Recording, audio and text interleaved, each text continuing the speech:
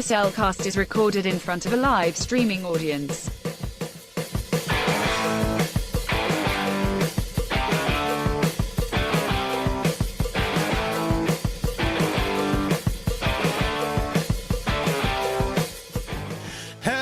Hello, cartoon lovers, and welcome to the Cellcast. Plus, joining me today is a man who finally got around to popping the question. Welcome, Jacob. Why, thank you. And let me introduce a man who kind of got sunk to the bottom of the ocean. Welcome, Drew. Well, when you have had too much to eat and you did jump right in the water immediately after, And gassy, cramps occur sometimes. bloating, that kind of I'm stuff. just glad I was able to get out pretty quick. Yeah, sure. That would have been a bad situation for you. Yeah, it would have been, especially with us recording this tonight. Yes, agreed. Also joining us tonight is a man who's probably going to sue me for stealing his opening catchphrase. Welcome, Nate Marchand of the Monster Island Film Vault. I should warn you, I know a really good lawyer.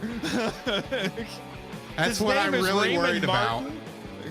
Yeah, I've seen But what he's able to get away I have with. just learned to accept the fact that I have catchphrases that are highly memeable and parodyable. And Right. it just happened that way. Yeah. I mean, considering you kind of got yours from Robin Williams in Good Morning Hey, Vietnam. I unashamedly stole from one of the greats, okay? Of course. Anyway, so before we get started good, Nate, you had a reaction to our previous episode that Yes. apparently we missed a small bit of trivia. So enlighten us, our Yes, friend. although it's for Galaxy Express 999. Yes. Now, I will admit I was double checking a source on it, and I don't know if they used footage from the movie or the show, so you could win on a technicality. But but Galaxy Express 999 has a kaiju connection. Oh, really? Really? I mean, it's Japan, so it doesn't really surprise me too Right. much. Yes. It's like kaiju are like Kevin Bacon. It's like you're within 7 degrees of it. Hey, trust me, I know. I used to work on Monster Island, and now I'm gallivanting all over the world at this point. Right. Yeah, I'm getting ready to go to Thailand, and we're hiding in South Korea for a little bit longer. Things got a little dicey. Yeah, come at me, Kim Jong-il. I mean, Il is Ooh. dead. Anyway, One of the but no, in Super Monster Gamera, the Express actually shows up. Really? I can Because kind the of see movie how is that full works. of, movie is full of stock footage, and And they decided they wanted. wanted a space train? It makes no sense in the context of the movie either. There's just a sequence where this incredibly stiff parade float that they pass off as Gamera is flying. It's some of the only original Gamera footage in the entire movie too. Gamera is flying through space, and he flies by the Galaxy Express 999, and it's still animated. So it's live action Gamera being rotoscoped into a shot from Galaxy Express 999 to make it look like he's flying by the Express. He also bumps into the Yamato from Space Battleship Well, Yamato. of course, because that's the same universe. Yeah, so So apparently, Gamera what is it, the is- Legiverse? Apparently Gamera's in the Legiverse, yeah. Either Gamera is in the Legiverse, or there was some multiversal shenanigans going on. And Right. it makes no sense. Well, perhaps the good people behind Gamera Super Monster were thinking, I like trains. Of course it would come back. Of course. But, Of course. And unlike Godzilla, Gamera was nice to the train. He just flew right by it. it is nice when things like that go. Yeah, go because well. it has been well established since 1954. Godzilla don't like trains. No, he don't. No. If there's I a mean, train, it made it into the Blue Oyster Cult song. So yeah, because if there's a train in a Godzilla movie, bad things are gonna happen. Yeah, a train is one of the train. last. A train is one of the last places you want to be in a Godzilla movie. that is definitely true. Speaking of which, tonight we have Nate on because we are talking about a movie that just barely came out on home video, 2 weeks ago? Okay, we need to talk about this a little bit, all right? I'm not going to hit with no preamble whatsoever. I'm not going to hit the rant master button or anything. Of course, you have one too. I could. I would. No, you don't need to. You don't need to. I just because we talked some months ago about doing an episode like this. Like Drew, I don't even think I brought it up. You just said, "Hey, we want to do -1 at some point," and you're gonna come on. Like, okay. I don't remember what you were on for something. It might have been Titanic. No, it had to have been after Titanic because it might have been. It might have been. Was it when we recorded the hiatus episode? Oh yeah, it was. That was probably because I wasn't on it. Episode that's going to be coming out pretty soon. Yeah, so that's got to be when it was, and I went ahead and let you know. I was going to say at this point, you guys, we've been on each other's shows so much at this point. It's kind of ridiculous. I may as well join your network at this point. Should we got room? Yeah, I'll think about it, but. It'll add to the roster of shows. Mark that down, Roy. Do you have a kaiju show or a tokusatsu show? We don't. You'd be I got the third one of each. Boom. Technically, you'd be the third movie show because Geek Devotions' show, The Bottom Shelf, is not in the network, but Retro and me are. So, hey, and then and I'll talk about it during the shameless self-promotion. But I'm starting another one that's technically focused on television, but. Right, really. But you basically said we want to do this, and we want you on.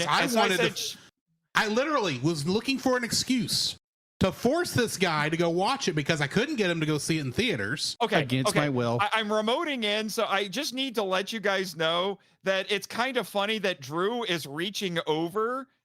Yes, but then his hand appears on the opposite side of the screen. Exactly. That's intentional. It's a purpose. It's wrapping. Yeah, it's wrapping around. But anyway, so you said, wait, we want to do this. We want you on. I said, sure. And then we get this phantom drop out of nowhere. Spoiler alert, folks. Like 2 days before, the rumors started circulating that the movie was going to drop on streaming. It's already been streaming in Japan since early May. Okay. And so rumors started circulating. Then an article came out saying, "Hey, it's gonna be on streaming on June 1st, which is a Saturday," but it didn't say where. I'm like, huh? And then so all of the entire kaiju fandom is flipping out the day before. We're like, what the heck is going on? I'm friends with Jacob Lingle, who runs Kaiju United, and he's like, I need this for news. What's going on? Well, and then we start hearing rumors, because I'm also friends with the guy who runs Kaiju News Outlet on Twitter. He's like, I'm hearing people are watching it on Netflix in different parts of the world as the June 1st starts coming around across the international date line. And I'm like, what? What's going on? And then in the evening, suddenly Toho drops a press release saying, oh yeah, it's going to be on Netflix and you can rent or buy it on Amazon Prime, both the original and Minus Color. Oh, and Minus Color is going to be on Netflix later this summer. Tomorrow. What? And you can buy it on iTunes. Which is interesting considering it was like #1 on Netflix and iTunes at the same time, and it's the only movie to ever do that. Yeah, wow. It was insane, and I'm looking at this as a big win because all this movie does is win. It's because it's that good. Spoilers. There may be some. We may have a hard time coming up with dislikes. Yeah, for this one. Much like you guys did with Back to the Future, I had to work. Right. Yes. And even what I got is practically nitpicks. Someone wants to join. Something else. Yeah. No, we'll not worry about it. Okay.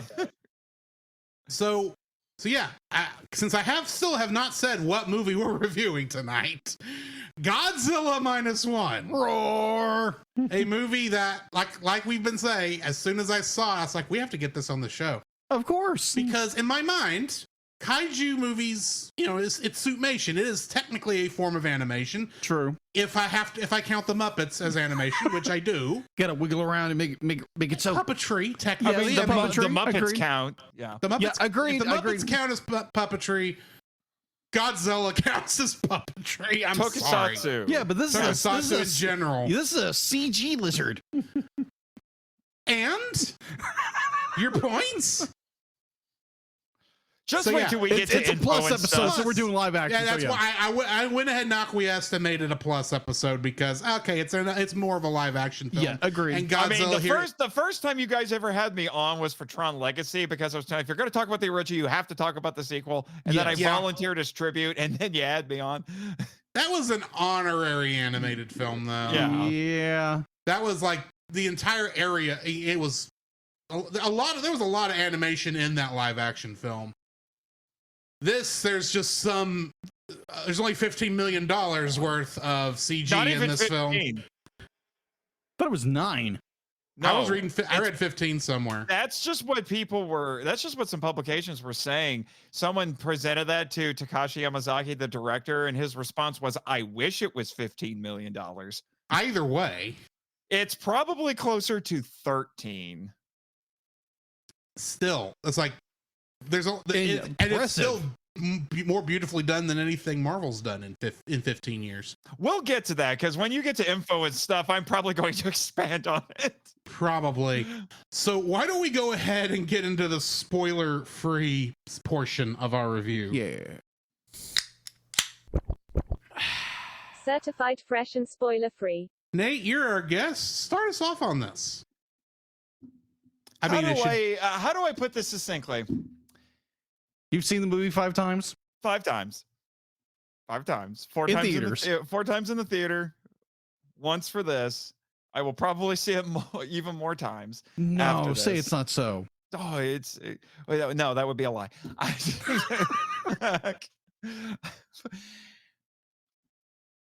Mount Rushmore of kaiju films. Wow. Wow. I said that on my show. Watching the movie again, I still feel that way. Wow. Okay. Wow. All right. So There are very few Godzilla or kaiju movies that I would tell Mhm. basically everyone, kaiju fan or not, to see. This is one of them. Yeah. I can see Like, that. I wouldn't even say that about Godzilla Cross Kong, The New Empire. Like, I would not go around and recommend that to everybody. This one I would. I can agree with that. This is my third viewing. First time for the English dub. First time for the English dub as well. Right. And when I first got out of the theater, okay, first off, I need to point out that I was excited for this movie when we first got the Twitter post from Toho with the picture of the clock. Uh-huh. Because it's like, okay, that's an interesting idea. Because, I mean, it was, set to the exact time of the dropping of the atomic bomb? Makes If I sense. remember correctly? 1947, 2 years after. Yeah. Well, I mean, that's when the movie is set, but Yeah. The picture of the clock, if I remember correctly, was like set to a specific time that told people that it was a World War II Mm-hmm. era film. That's what I remember. And I think, okay, a Godzilla film period piece. That's an interesting idea. Which is a first. This is the first time we've had a Godzilla movie that is a period piece. And then I kind of pushed it to the back of my mind for about 6 months until the teaser trailer came out. And I'm like, okay, I really do want to see this. But because, of course, this is Godzilla films, more than likely I'm going to have to wait at least a year before it comes out over here. Mm. So I kind of just tampered down my expectations. I don't remember at what point they said, oh yeah, by the way, it's coming out on December 1st. But I remember being excited once I heard that. But then I remembered, I live in East Texas. The chances that a theater near me is going to be showing this film are next to none. Then about 2 weeks before the movie played, I found out not only is it going to be playing near me, it's going to be in an IMAX theater. And because I get my mom to me and my mom have this tradition where we take each other to movies for our birthday. We go watch movies all the time, but either way, I said, Mama, this is going to have to be my birthday movie if that's all right with you. She goes and buys the IMAX tickets. Ooh. So yeah, That's my good, first Mama. viewing of this was an IMAX. Thank you, Mom. Really do appreciate it. And once in IMAX, once in 4DX, and 2 times with standard. Yeah. Wow. And then I find out that my dad's joining me, which is weird because my dad's not, this is not the kind of movie my dad would want to see under normal circumstances. And I'm fairly certain it's just because he wanted to spend time with his son for a change on his birthday for the movie. I don't know. It probably was the first thing that slightly interested him, considering some of the other things the last couple years. But, and of course, they both turned to me at the same point in the movie and said, "We're going to need a bigger boat." And I don't even tell you which part of the movie that is. Yes, there's a reason for that. Yes, a very good reason for that.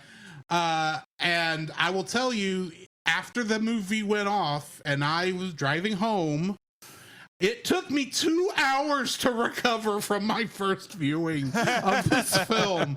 And in that time, I thought, I need to make Jacob see this film, because even though he's not a big kaiju guy, even though only kaiju movies I know he's seen is Godzilla 54 and King Kong versus Godzilla. Well, plus the MonsterVerse stuff. Yeah, I've seen those. Okay. Also, I saw the original King Kong. So yeah, that's about the only. Good. I was gonna say. And Godzilla 98.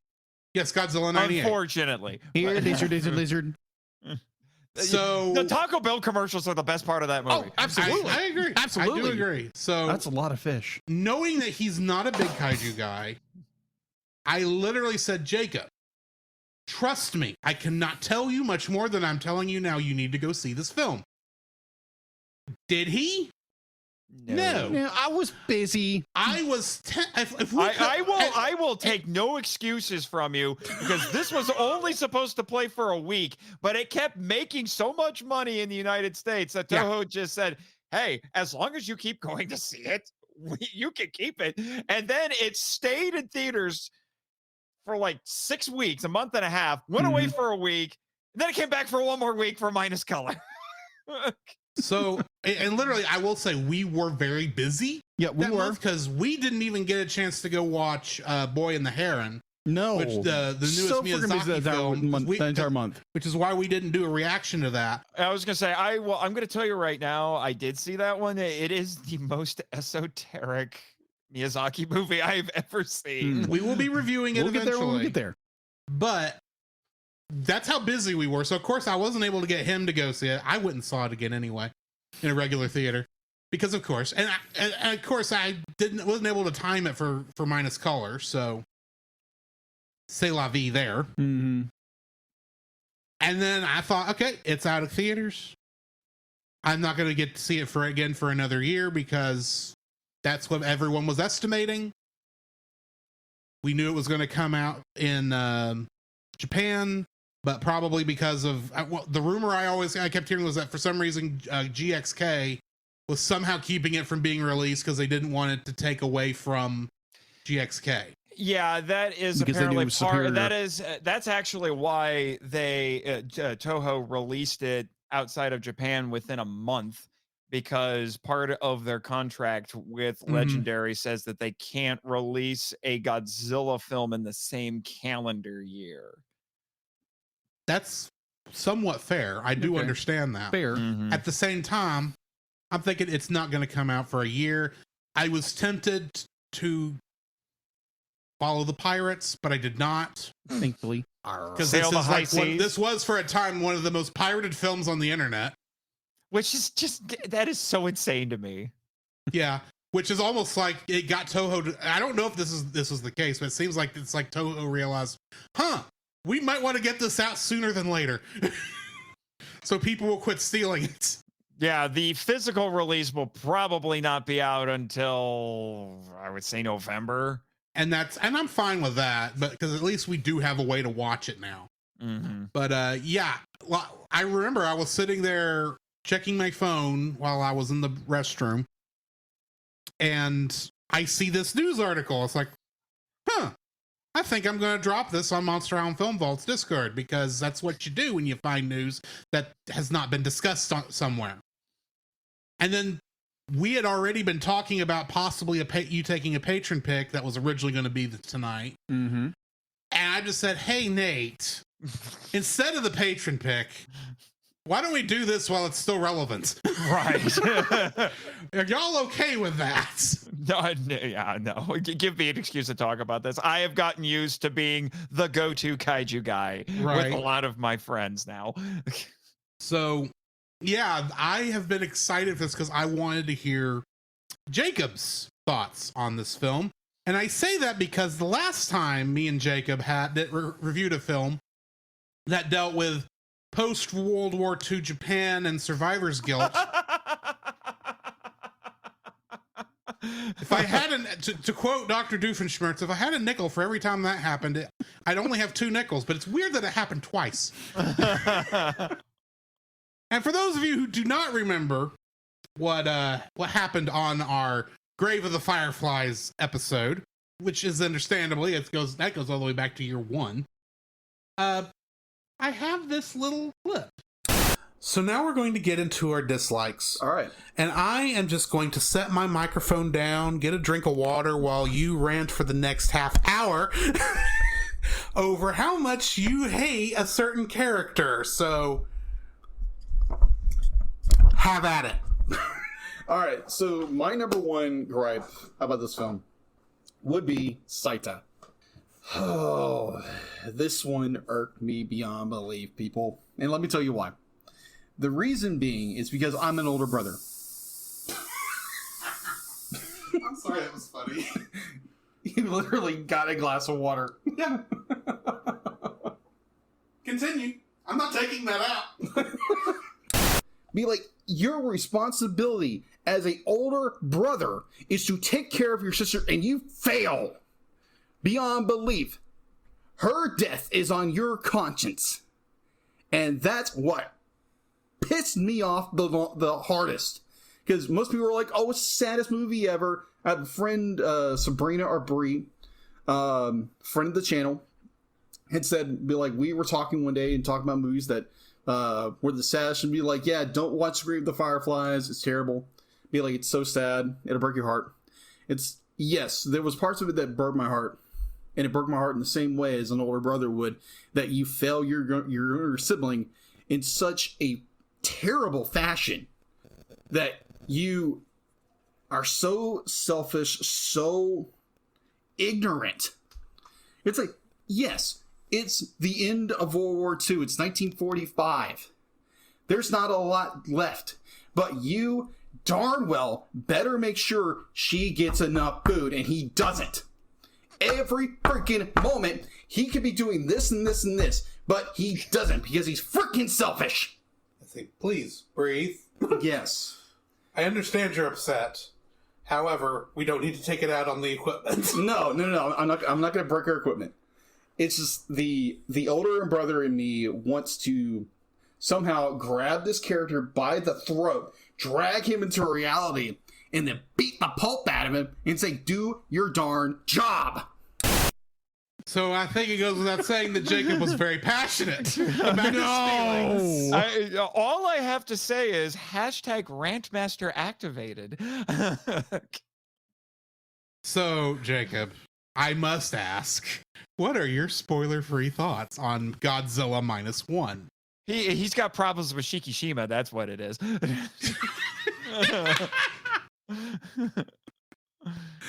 So to quote a political commentator from back in the day, it's un-American. I'm kidding. Of course it's un-American. I was going to say, it is un-American. It's a Japanese movie. I wanted to go into this entire thing, but I couldn't with this film because it's such a good film.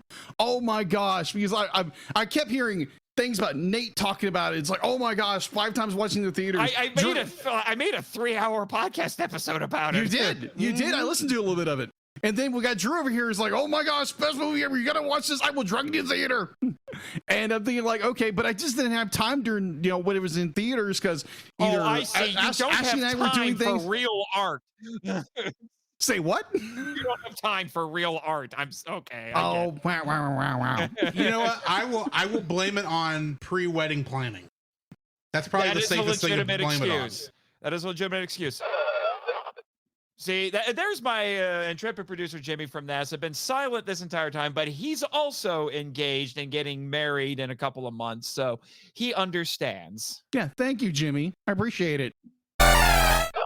Oh, you were wondering why he was being silent this whole time. Okay. Well, now they're trying to talk over each other. This is going to be fun. Jimmy, Yes. no flirting with the AI, all right? Yes, I know Kaguya would kill you. Ugh. Oh, you're saying you got that right? I see how it is. Oh, great. I bet they're friends now, aren't they? Deal-It and Kaguya. They probably exchange stories. Oh, you haven't found her yet on the social medias. That makes sense. Okay, I'm just more afraid I'm going to turn into a Anyway. big lizard at any moment. Can we not? Yeah, thank you. I apprite it. Yeah, let's Not not. this close Okay? to your wedding. As amusing as it would be to see you cosplay as my friend James Santana's superhero Kaiju Man, I don't need that in my life. Let's be honest. If Jacob got turned into a kaiju, and I know this character is not normally considered a kaiju, he'd be Clifford the Big Red Dog. I'm done. That is a rabbit hole you do not want to go down. I'm aware. That's why I specified. I know this is not normally considered. Oh my gosh. I mean, him and his that little blonde girl did visit the island a couple years ago, but it was one of the weirdest things that the board's ever done, and I still don't understand it. That's saying something for the board. Yeah. Anyways, so I hear you two talking about this film the entire time. It's like I wish I would have got the opportunity. But I think at one point I asked them, like, but there was just no time for it. Yeah, our schedule was crap so at that nuts time. on that December, but and January, and so then be like this guy constantly bringing up this movie the entire time. Be like, okay, this is gotta be good. I was in the honeymoon period for a while. No, you think that was why. Even on my episode, I prefaced it by saying I could still be in the honeymoon period, but this is how I feel about it. That's why I was going to be curious to see how I responded to it once I got to see it again after being deprived of it for several months. And I'm, happy to say it hasn't changed. Yes. Yeah. So when we get the shadow drop of going on Netflix, I immediately, I'm putting this on my list. Once I get a chance, I'm going to watch it. So next thing you know, we forced you to watch. Exactly. Then you need to watch Minus Color because that's fantastic too. Once it gets on Netflix, I probably will. Yes. I don't want because it's still just for rental on Amazon, right? Yes. It's not. I know you. I think you can buy it on Amazon. I know you can buy it. I've heard you can buy it on iTunes, but I'm gonna wait. I'm gonna wait so I don't have to pay extra. I don't want to buy digital copies because I may not have them in a year or something. I don't trust them. That's how I feel. I'll wait for the physical dual release. Physical media forever. Yes. Thank you. Down with subscription services. Yeah, as a graphic designer, you know about that because now you got to pay monthly for a Photoshop now. I don't, but I don't have Photoshop. Oh, I have a different program, but that's all beside the point. Yes. So I'd be like, I sit down and watch the film. Be like, I grabbed food. Thought there was an error in my order. Went back and checked it. I'm sitting down with this movie, and it's like, oh my gosh. Like from the opening of this movie, it's wow, this is different. This is amazing, and you get more and more into the film. You get I think one of my likes is like it's more of a human story rather than a lizard story. Oh, wait, we haven't started those yet. I do want to say here's the thing, and I said this on my episode as well. I said Mount Rushmore of kaiju films.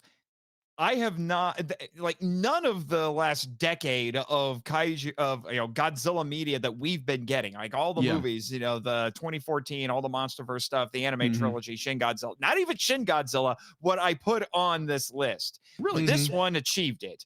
And in case anyone is wondering, the other things I would put on that Mount Rushmore are Godzilla 54, obviously, the original King Kong, obviously, and Gamera 3: Revenge of Iris. Right. So those three plus this, I think, are the definitive kaiju movies. Oh my gosh! But I've seen 3 of these. You should watch the Heisei Gamera trilogy and Gamera. I have it right over there. I just hadn't got to it yet because I stopped in the middle of Showa. Forgive me. I don't blame you. Fine. At least watch Virus. I have watched Virus. Oh, then you that know was one about, of the ones I enjoyed. You're welcome, I was going to Jimmy. say, then you know about Little Jimmy. I'm aware of Little Jimmy. Anyway. I kind of knew this was going to happen, but it's fun anyway.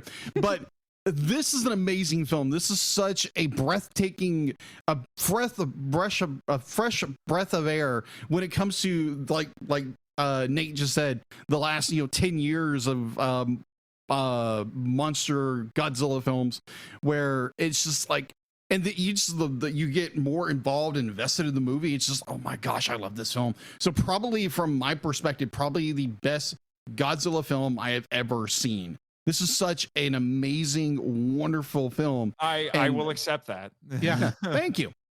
So You're welcome. I'm glad my opinion is valid. Yeah. So yeah, dislikes are going to be hard to come by tonight. Yes.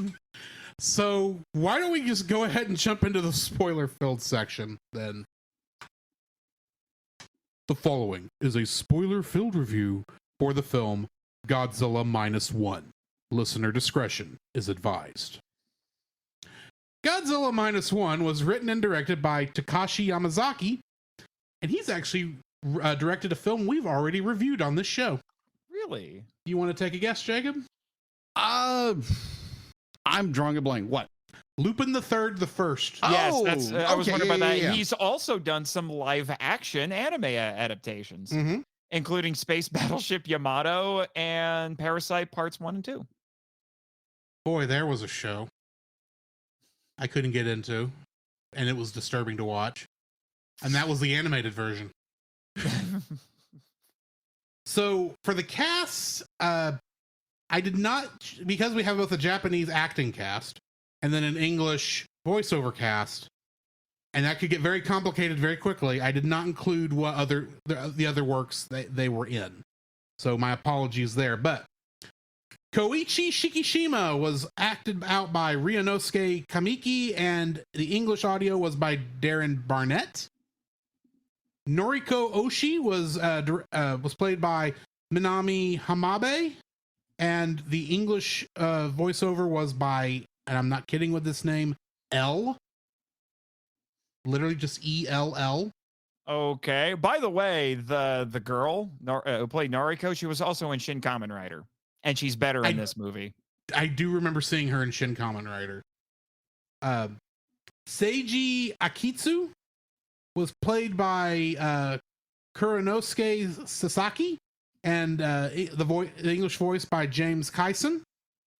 Shiro Mizushima was played by Yuki Yamada, and English by Koei Dao.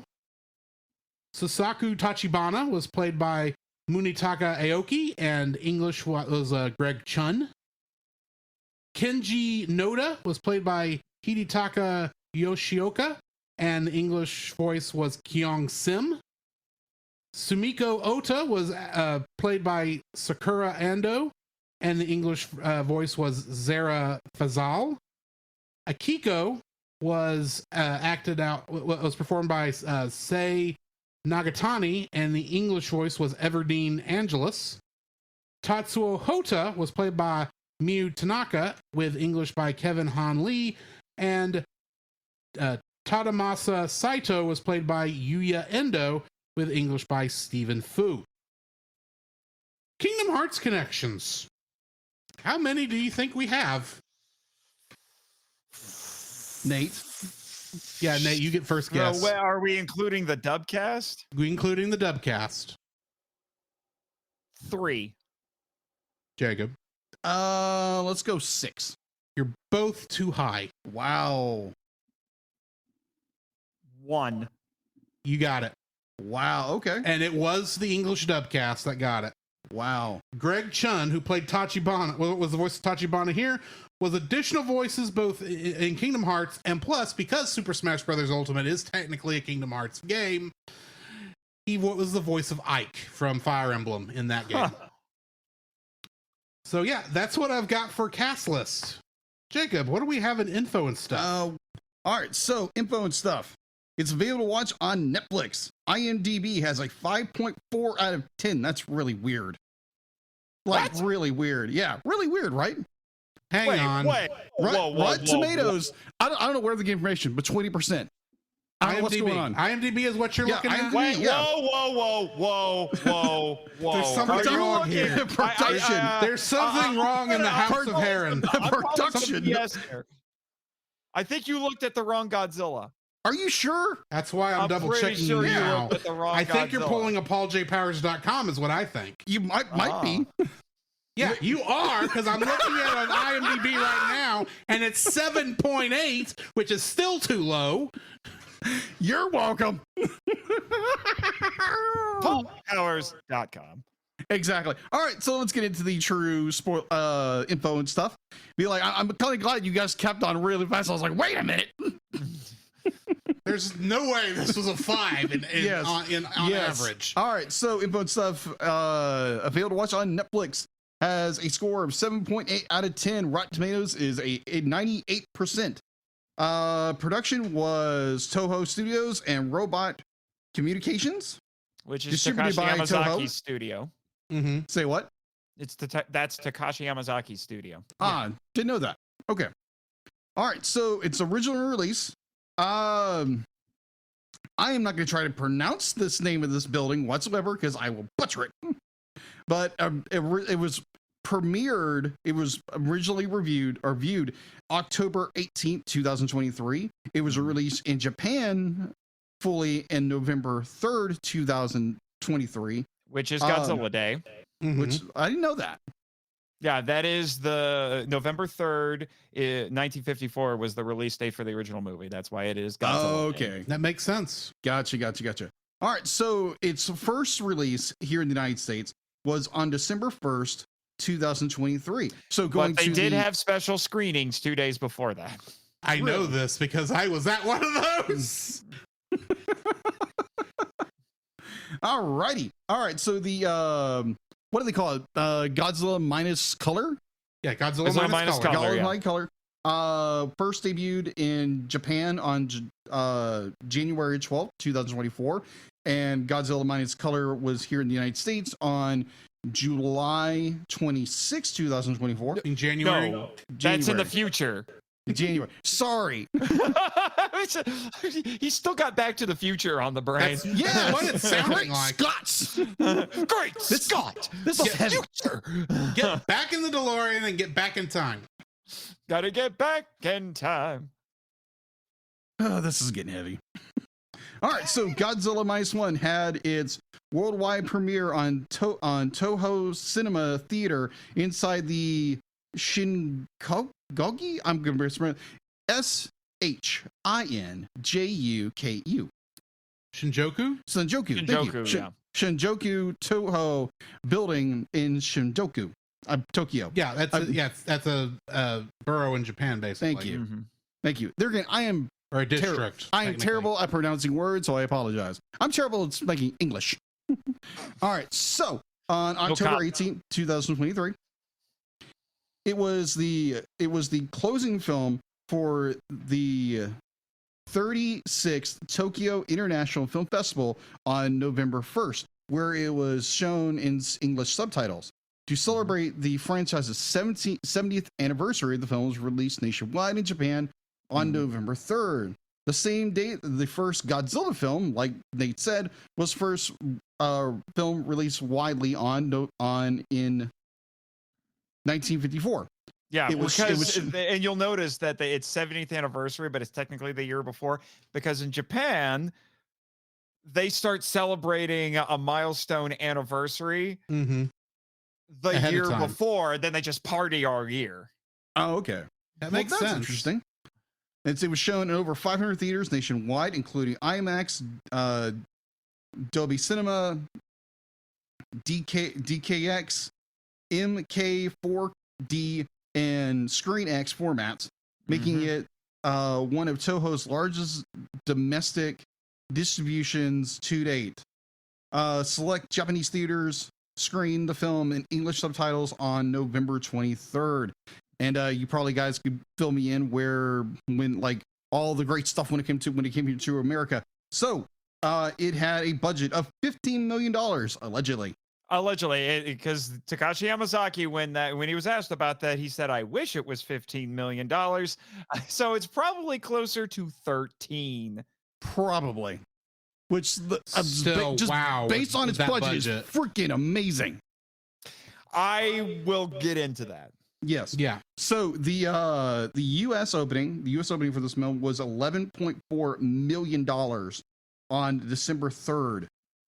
Which was unheard of. Like nobody thought it was going to do this. Yeah, well. that's like uncanny. it was originally slated only to play in America for a week, but then it kept getting extended because it kept making money. And Toho's philosophy was, if you keep going to see it, we'll leave it in theaters. Yeah. Remember when that was how everybody did it? They're just like, oh, it's still making money? I keep it. Let it roll. And then it went away for 1 week, and then Minus Color played for a week. All right. It was glorious. Yes. It's this was the little movie that could. I love it. Yeah. Yes. The US and Canada gross was $56.4 million. And its international gross was $115.8 million, which makes it, I think that made it the second. I think it was either first or second, depending on how you crunch the numbers. Yeah, first or second highest grossing. I can't remember if it was Japanese film or foreign film in U.S. movie history, and it broke the top 10. I think maybe even. Trying to remember if it got into the top 5 highest grossing Godzilla films of all time. It didn't quite break not really a record, but it didn't quite equal Shin Godzilla, but it came darn close. All right, so I've got a question for you guys. So based on the year ranking, this movie came out in 2023 here in the United States. Where do you think the film lies? In terms of highest grossing? Yeah, it's where does it sit, stack up in the chart from 1 to 50? It's up there. I know that. It did incredibly well, but you still had your Oppenheimers and your Barbies that were breaking $1 billion. Yeah, they were the only ones that Super Mario Brothers. And Super Mario Brothers, but there weren't a lot of genuine hits out of Hollywood. But I'm gonna go with 5. Okay. I'm going to say 15 because there was still 15. Some that made that were still multi-million-dollar, but they still lost money because they had giant budgets. But yes. All right. So according to Box Office Mojo, and where did it go? It's right here. It ranks in the domestic goal of here in the United States at 46. 46. Okay. I was being a little too generous. Yeah. I was being way too generous. A little bit. It's still an amazing film, but like just more. Yeah. It had a very limited run. God, yeah. I think that would definitely be a different number in Japan. It raked in a lot of money in Japan. I couldn't find that number. All right, so let's see. Home release. Godzilla Minus One was released on Ultra HD Blu-ray as well as regular Blu-ray and DVD formats in Japan on May 1st, 2024. The Ultra HD Blu-ray was revealed as a deluxe edition featuring both the colored and black and white versions and multiple bonus features. 2 days later, Amazon Prime Video began streaming it in Japan. On June 1st, 2024, the film became available internationally on several streaming services, including Netflix, in its original English. I'm getting tongue-tied. In its original language and dubbed in numerous other languages. Until we finally get it over here, and then everyone's going like, ah! Yeah, well, here's the funny thing. You could actually order the Japanese Blu-ray and watch it because Japan and the United States are the same Blu-ray region. They are. Also, 4Ks are region free. Yes. Because they literally know they're not pushing the 4K at all. Yeah. The only problem is no subtitles. Yeah, that is the downside of that. Well, just learn Japanese and you'll be fine. Jacob, I have been thinking of learning Japanese for 20 years now. If it hadn't happened before now, it probably isn't going to happen. Gotcha. I don't care how mad the Duolingo owl gets at me.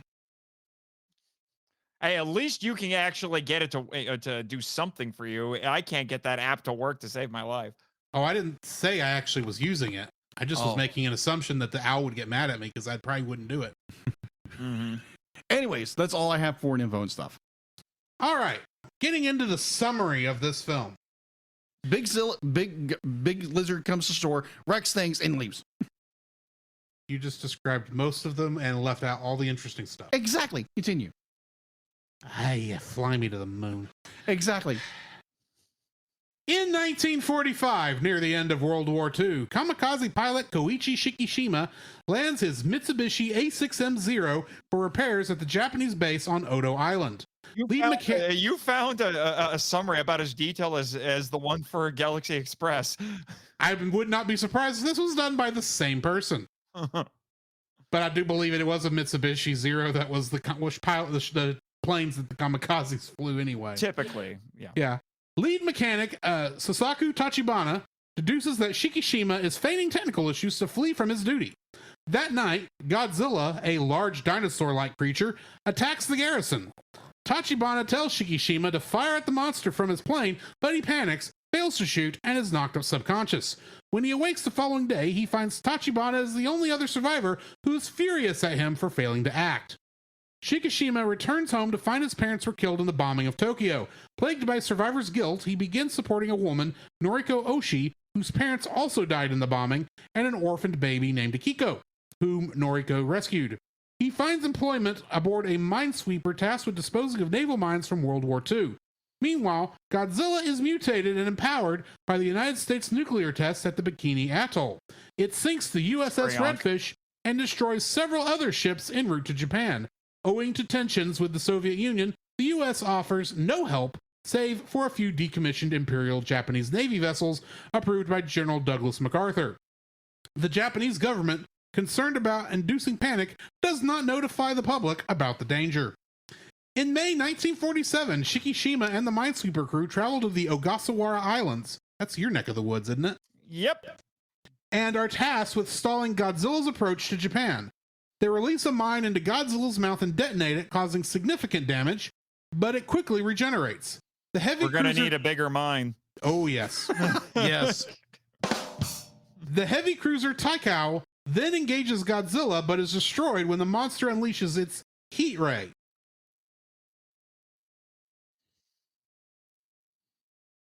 It's still technically a ray, and it's hot.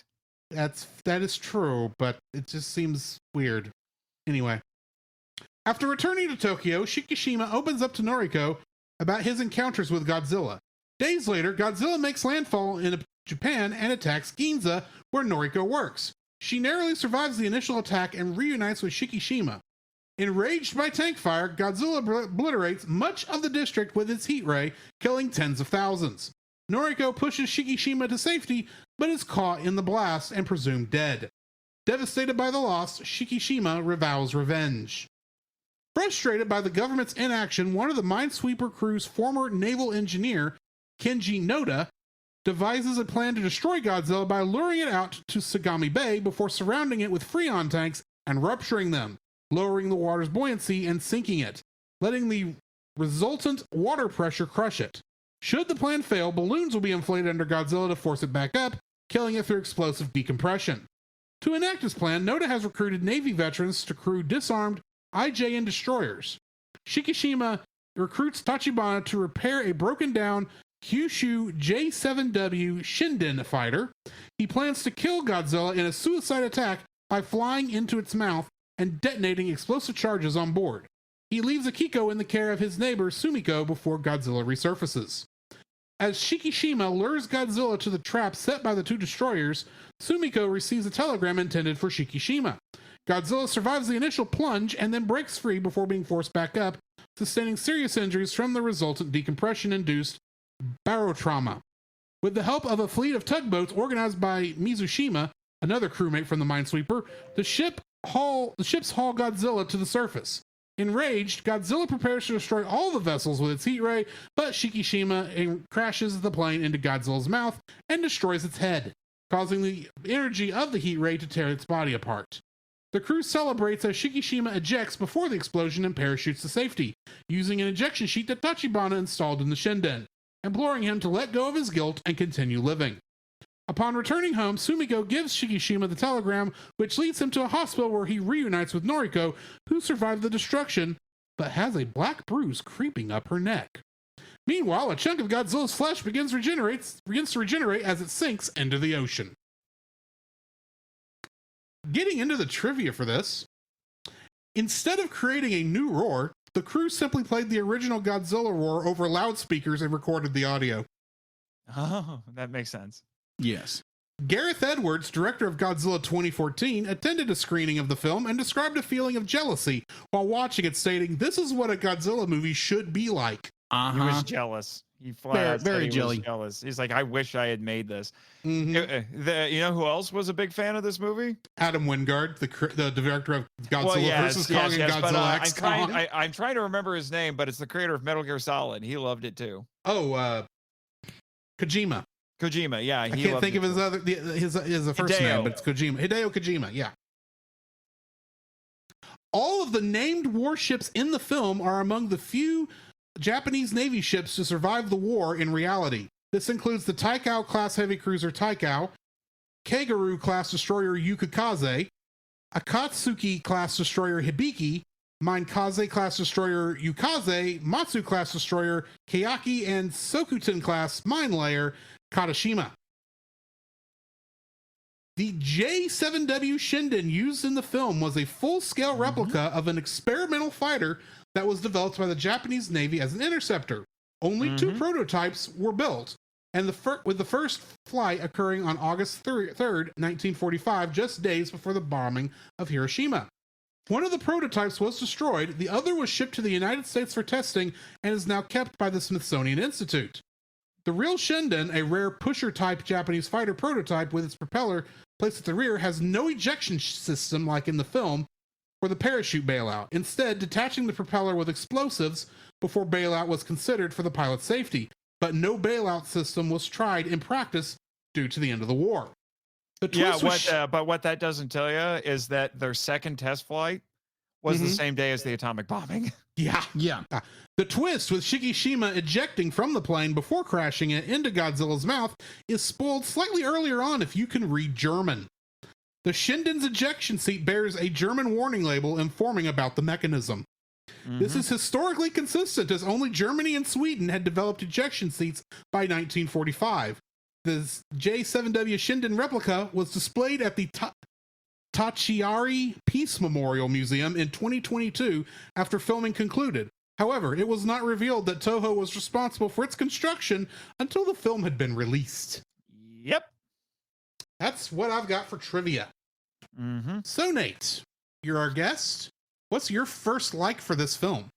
I only get 3. It's going to be a toughie, I'll admit. Only 3. Okay, well, that's why I was like, I'm gonna have to keep these incredibly broad just to talk about other things, just so I could talk about a lot more stuff. But I this feels like low-hanging fruit, but it needs to be brought up because it's one of this movie's greatest achievements: the special effects. The Oscar-winning special effects. I will. The first time Godzilla has ever won an Oscar. Yes. Which is, and it was given it was given by none other than Danny DeVito and Arnold. It was crazy. The movie was totally snubbed. It should have been nominated for a lot more things. At the very least, best foreign film. Yeah, best foreign film. At least. There's a lot of things that it should have been nominated for. Now in Japan, it raked in all kinds of awards. Oh yeah, like the Japanese Academy, they gave it everything. but in a way, when I stop and think about it, and then we'll actually get into the effects themselves. But when I think about it, the fact that yes, it was the only one it was nominated for, and it won, and it beat out. It beat out Mission Impossible: Dead Reckoning Part 1. It beat out Guardians of the Galaxy Part 3. Of Volume 3, and I'm trying to remember The Creator, which was ironically directed by Gareth Edwards. So, it beat out like the next closest in budget to it was The Creator, which was mid-budget, kind of like a high-end indie movie almost. That had a budget of 80 million. The rest of them were in like the 250, almost $300 million range, and it won. It's absolutely insane. But when I think about it, that's probably the most poetic first Oscar for Godzilla to win, because something that a frequent criticism that people throw at Godzilla films that they even say is one of the reasons that they can't take the movie seriously or won't even watch them is because they think the special effects are bad. And then it wins an Oscar. And a lot of people are saying like this is such a major embarrassment for Hollywood because their multi-million-dollar movies get beat by this quote unquote cheap Japanese film.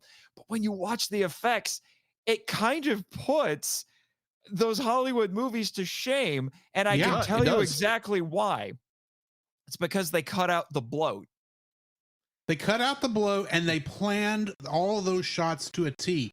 That what's his name? The director knew exactly what shots he wanted before they started. Agreed. Yeah. So much of modern Hollywood, they are playing it by ear and are changing. They create nearly 3 movies worth of effects before the version of the movie they want comes out in theater. Yeah. And what's even crazier is all of the effect shots. We're talking over 100 effect shots were made by a crew of, how many was it?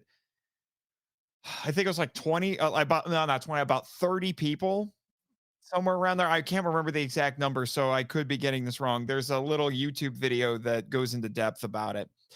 And there's maybe about 30 of them. They worked directly with Yamazaki, who has a background in special effects. And they did all of this stuff in 8 months. And it's because they were working directly with the director, with Yamazaki. Like they showed video. I've seen this video where they're showing him and he's hanging out with the special effects guys and he's just like scooting around on a chair and just like seeing what all these different technicians and artists are working on. So so like I said, all the bloat, all the middlemen are taken out. All the middle management's gone. And that's how they were able to do what they did. Now, some people say it's also because they don't pay them enough, but whatever. Nobody was complaining. I've never heard any of these Japanese special effects guys complain. So, all that to say, the effects are absolutely incredible. And what makes it even crazier is none of this is mocap, which is a little disappointing because I have said before that mocap is basically the modern take on suitmation, and normally I would prefer that Godzilla be mocapped, but Minus One kind of puts that to shame, and it's just I can't say enough about. I don't even know where to start with the effects. They're just so good. This is one of the best looking Godzilla movies ever, to say the least. Jacob, what's your first like for this film? My first like, I'm gonna bounce off Nate's. The fact that this film had an estimated budget of between 15 and 13 million dollars, and you look at it, literally puts other films to shame within the King Kong, Godzilla realm of the more legendary films, where they're spending 300, 400, 500 million dollars on these things, and it looks decent. But then you got this film, Godzilla Minus One, where every shot, well, for the most part, the very beginning's a little edgy. I'll get there when I get there. But the entire film, when we're talking the digital effects, the creation of Godzilla himself, looks absolutely breathtaking. And the fact to be according to Nate, it was what, they had 8 months to do this? 8 months. They did it in 8 months. 8 months. And they just knock it out of the park. We're talking particle effects, building effects, everything. And there was some green screening in it. Yes. Not a lot, but they did do a lot of what they did was location filmmaking, but there's a little bit of green screening in there. Of course. Well, I mean, that stuff with the reporters you really couldn't do without being green screened. And I'm sure all the stuff with Shikishima in the plane was all green screened. Yeah. Yeah, it was. But I'm talking about like, when you see the shanty town, a lot of that was built on a real, on a real location, but they did green screen some things in the back. But overall, be like the fact that this movie was made on a very, very small budget, and it puts to shame and blows most of all of the more modern cinema films that are coming into theater now, or even 10 years ago, like puts it to shame. And the really insane part is there are shots in this where I could have swore it was done practically. Yeah. Oh yeah. Like, especially like in the boat chase in the middle of the movie. Oh my gosh, yes. And I'm like, is that a practical Godzilla head? Because that looks like a practical Godzilla really head. does. But it's not. It's still it looks CGI. like it's being How does it look so good? It literally looks like it's being towed behind the boat that it's chasing. It does. Because the boat's real. Yeah, I know the boat's real. The boat is real. But obviously but Godzilla's CGI. Yeah. Every single shot of Godzilla is CGI. But it looks like it could have been towed. That's what's great. Yes. Be like that scene in particular, be like when I first saw it, be like my first thought, we need a bigger boat. Yep. Like we need a super tanker for this. It was literally inspired by Jaws. Yes, that's what I thought. Because Yamazaki is a big fan of Spielberg and he loved Jaws, so he intentionally emulated Jaws with that. Oh yeah, it was so brilliant, such a brilliant moment. But overall, the entire film, the fact this movie was done with such a small CGI budget, or like the budget period going into this film, and the breadth and scope of everything going on in this film, it's uncanny. It's like, wow, they did this for this much? Yeah. And Hollywood can't do a decent film for $3 to $5 million. $13 million is $300 to $500. That's what I meant to say. $13 million is the catering budget. Yeah. Yeah, exactly. But you can't get some of these Hollywood stars to the table at $15 million. Exactly. So it's so breathtaking, so amazing what you can do with a small budget and passion and drive to make a movie the best it can. And then you look at the Hollywood machine putting out slop for $300 to $500 million. And the crazy part is the special effects are in service to the story. Yeah. Yes. Absolutely. So yeah, the budget is just like, what the crap? Like Hollywood, just emulate that. Do it. Be like, oh my gosh. But obviously there they're not were going people to. who were saying, it's like, I hope this is a wake up call to Hollywood. Yeah, it needs to be. It needs to be. It's one of these movies that Hollywood should take example of and say, yep, yeah. Let's do that for a change. And here's the thing: passion and drive behind it. Yeah, and here's the thing: the reason why this movie was as profitable as it was on that small is because of that small budget. Yeah. And the funny thing is, I have a podcasting colleague who is practically married to this movie and single-handedly funded the sequel by seeing it 30 times. I heard about that. I heard about that one. He's still not the most. There's a guy who saw it more than him, and he was angry. But here's the thing. He praises it for being able to do what it did with its budget. But then, funny enough, GXK, the new MonsterVerse movie, has the lowest budget of any MonsterVerse movie. It was like $130 million, which has contributed to how that has been incredibly profitable, and he holds it against it. I am very confused by that because I looked at that and I think to myself, maybe Adam Wingard learned something. Maybe. But he complained. But my friend's criticism of it is that the reason they save money is because they were using some leftover ideas from Godzilla versus Kong. And I look at that as a writer and a creative. I'm like, why is that a problem? Yeah. If you have leftover ideas and then you take less time to just flesh them out into a full story as opposed to making something new whole cloth. Why is this a problem? Oh, wait, he hates the MonsterVerse. That's why. So my first like for this, and I'm going to kind of jump in the same boat with y'all. Pardon the pun.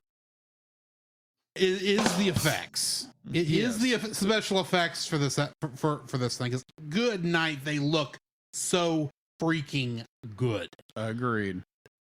They look better than like I said, the only movie I think comparable to how good these special effects look that has come out of Hollywood in the last 15 years has been the 2 Avatar films. I don't mean The Last Airbender, I mean the Blue Smurfs. And I don't even like those films, if we're being honest. But they look good and they are animated well. Now, don't get me wrong. I have enjoyed the MonsterVerse films. I enjoyed them for what they are, because I go into those knowing I am looking at a superhero kaiju film. I can work with this. I can enjoy this. I went into this thinking, I have no idea what the Godzilla Minus One is going to be. And I'm like, oh my word, this puts everything else I've watched in the last 15 years to shame. Because of how good it looks.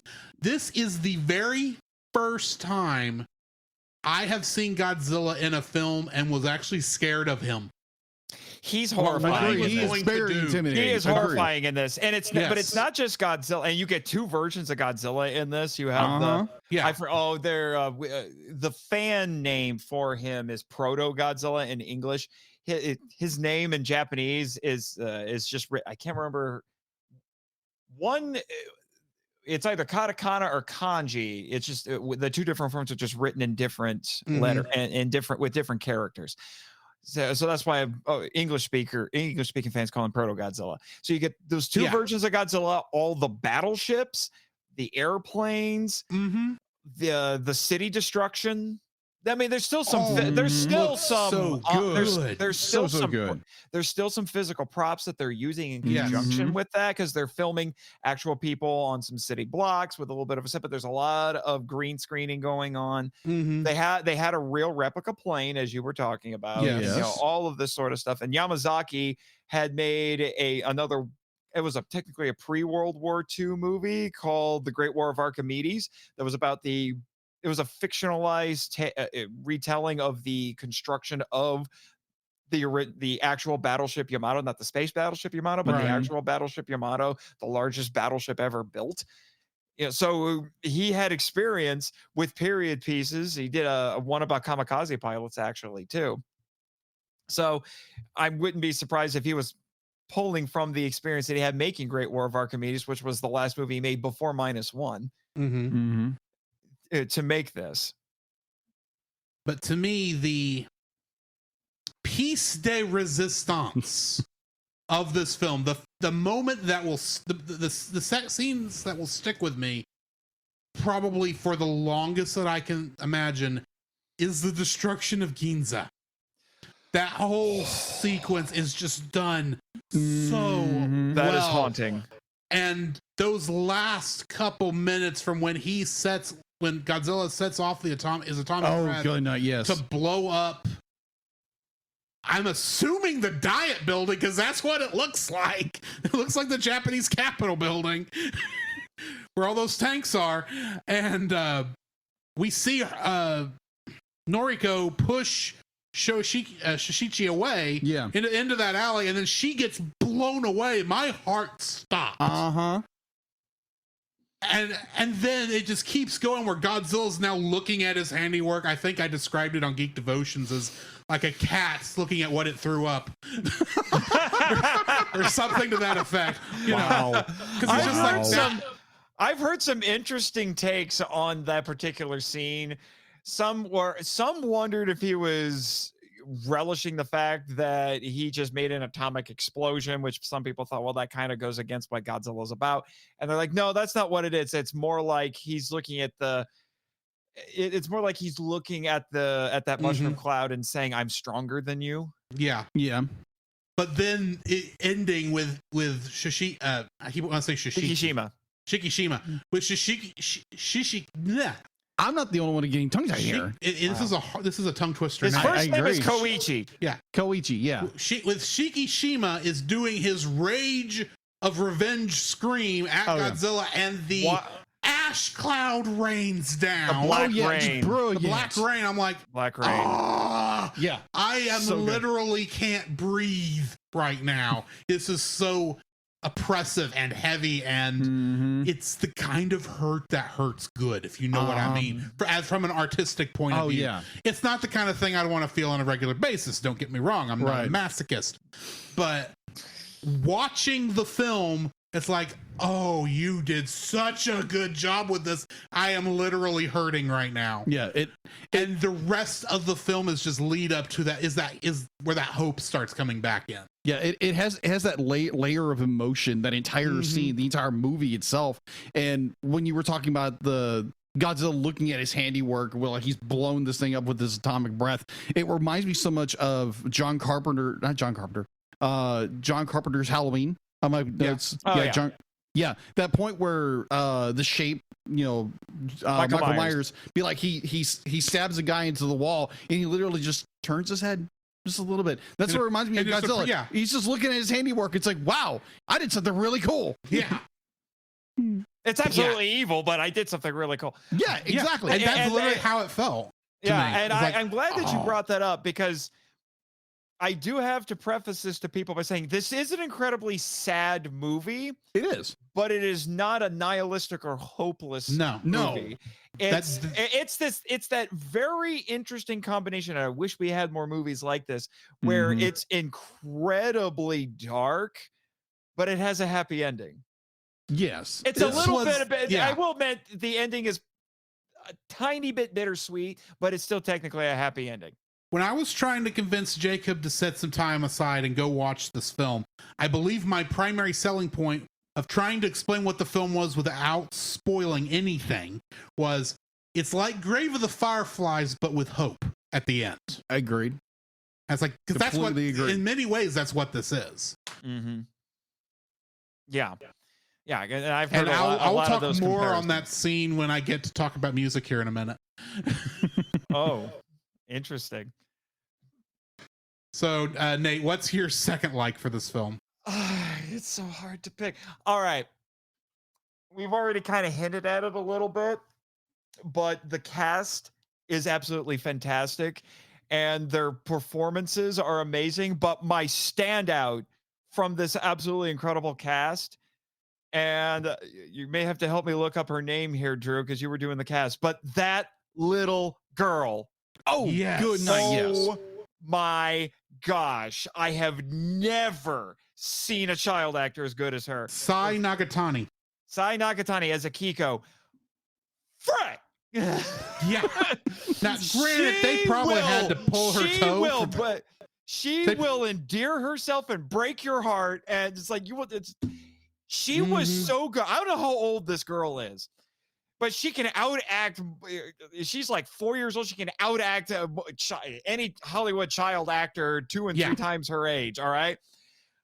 I don't know how they got this child to take direction, but she took direction. Like, she's crying on command and like she's doing all the things she's supposed to do.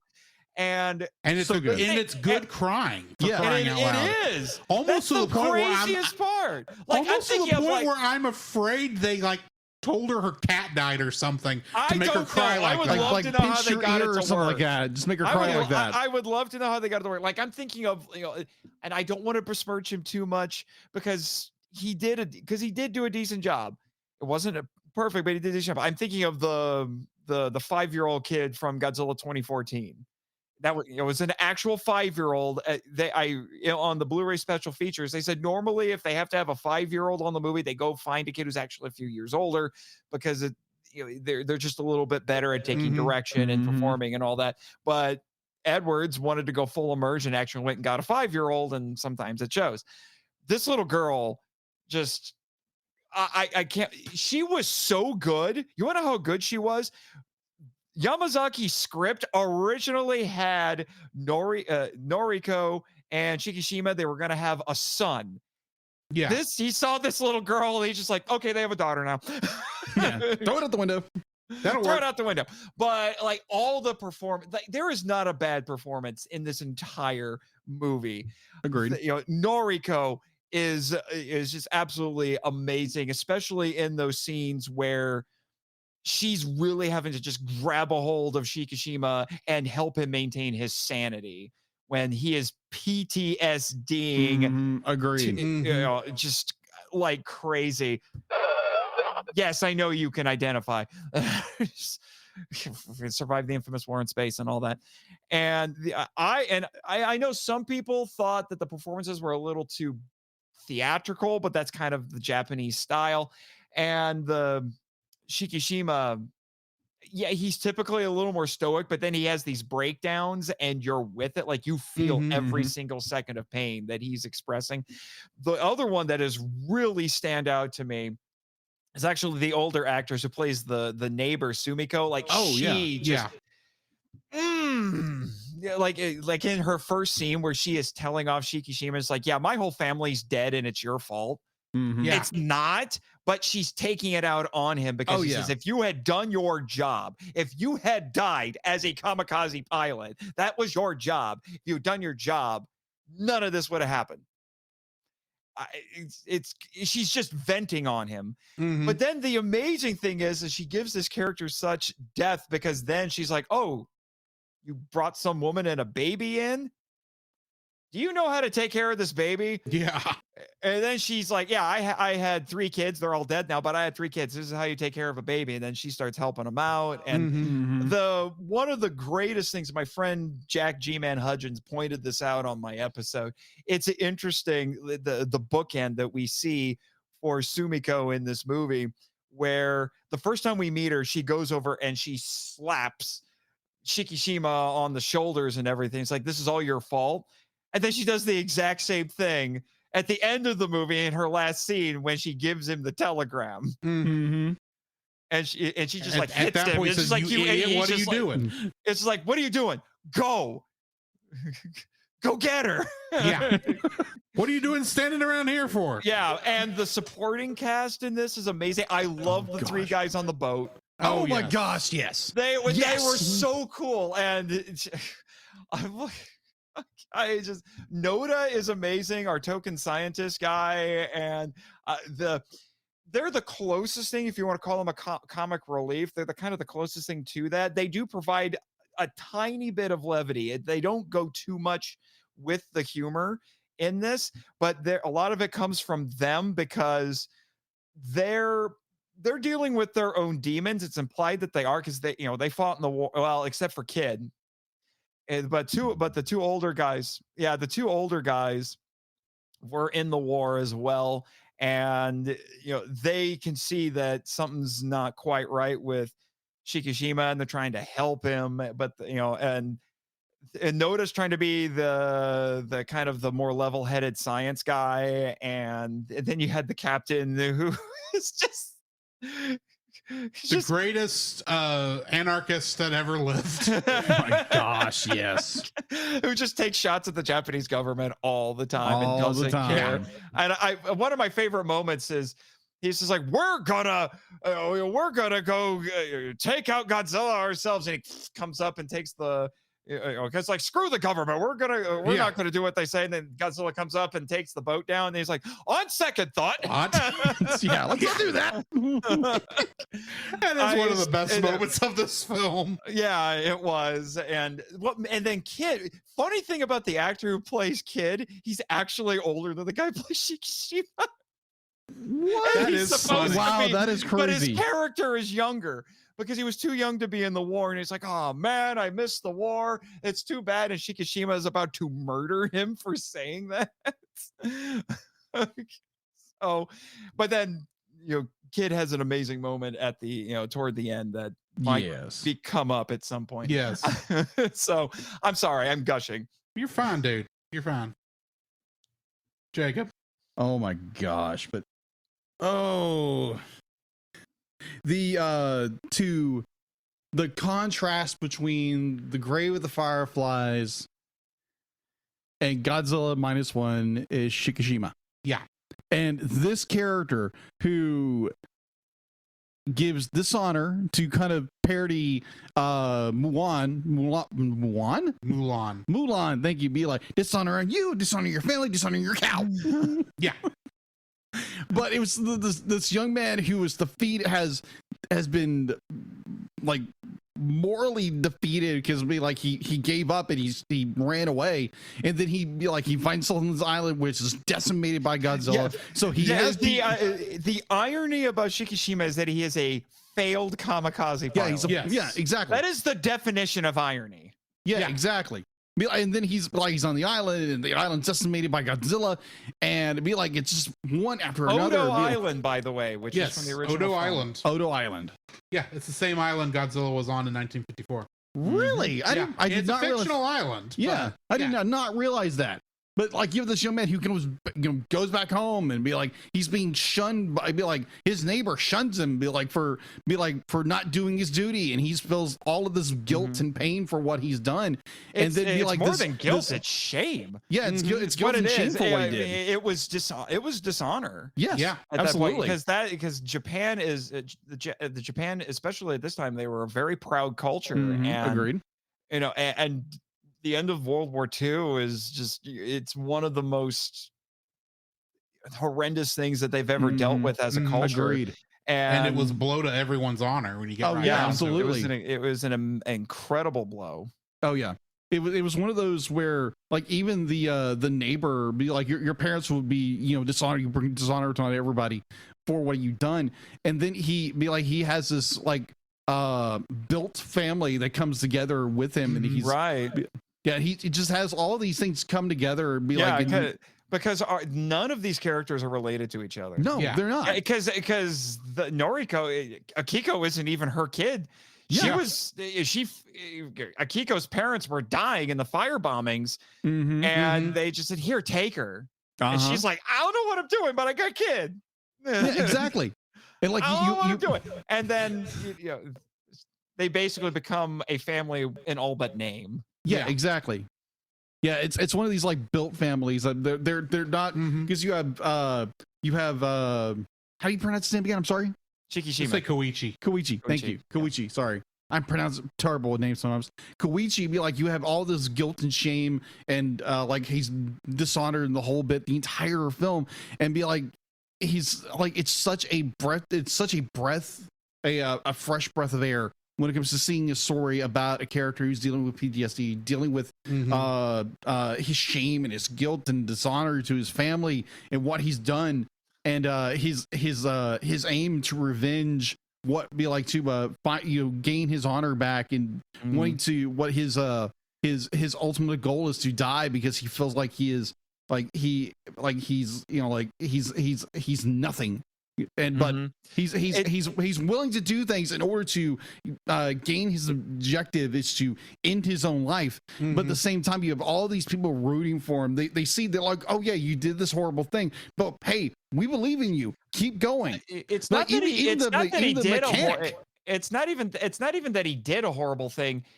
He didn't do something. Yeah, he didn't do the horrible thing. He didn't do something. Now we don't know.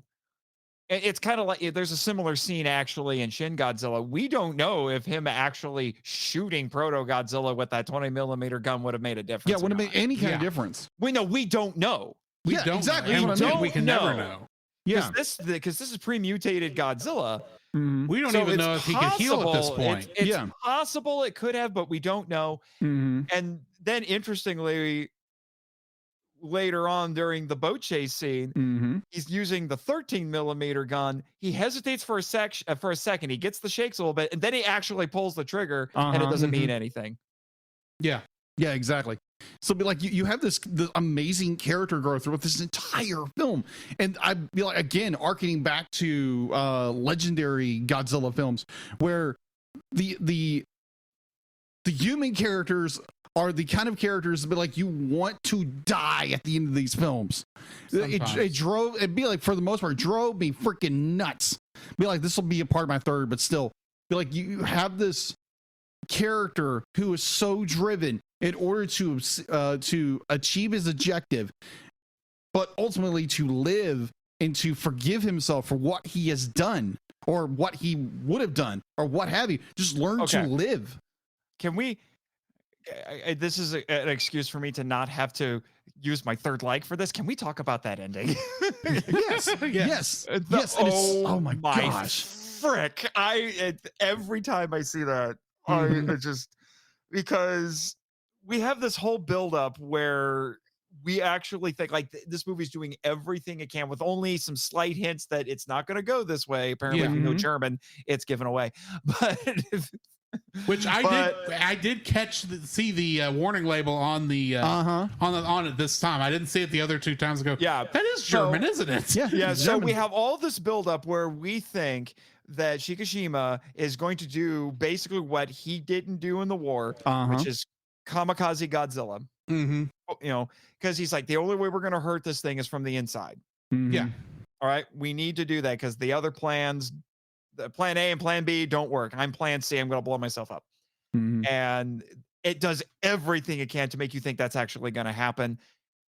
I just like literally it feels like until you actually see the parachute, you are convinced he did it. Well, and the thing that makes it even crazier is that when we have this moment where Godzilla has come up from the water after they tried to compress and then decompress him, and it's like it didn't kill him, but it hurt him a lot, and he's not having it. Yeah, he's winning. It's probably the scariest shot of Godzilla in the entire film. Yeah, amazing. And everything goes silent. The sound effects, the music, everything. And then you see the plane come. That's the only sound we hear for a couple seconds. And then he comes flying in. And then all of his friends are like, no, don't do this. Don't do this. Don't do this. Don't do this. And then for a hot second, you really do things like, did he really? When the Blu-ray comes out, one of the very first things I'm going to do, I'm going to fast forward to the end scene here of him flying towards that plane, and I am going to go frame by frame to see if they actually animated him ejecting from the plane. I want to see if they went to that much trouble. I would something be very no one would curious see. to find out, because it would have been kind of depressing, but I would have been willing to go with it, especially since I mentioned that Yamazaki, this movie hasn't been released in the United States yet, but he did another World War II movie about kamikaze pilots called The Eternal Zero, where they did the opposite. Like the guy actually goes through with his kamikaze mission. So I would have been willing to believe that Shikishima would have done that, and it would have been a tragic ending, but but it would have been within the Godzilla tradition, going all the way back to 54, where we have somebody making a tragic but heroic sacrifice to stop Godzilla. But then they're like, but the parachute, and then they see the parachute. At the same time, I'm watching, going, I remember I'm sitting there watching, go, please tell me that's what Tachibana told him, that he installed an ejector seat. Please. And I'm going, but I still remember sitting there going, did he escape? And all of a sudden they look up and go, yes, I was right. Yeah. And the whole thing is because Tachibana was the only survivor from the Odo Island attack. And he was angry at Shikishima as well. And then Shikishima, through the power of 1940s trolling, gets him to find him to beat him up to defend his honor. And he's like, wait, I had to do that because I need you to help me fix a plane. And then you which I thought was brilliant. It's like, get the guy to come out. I thought it was brilliant.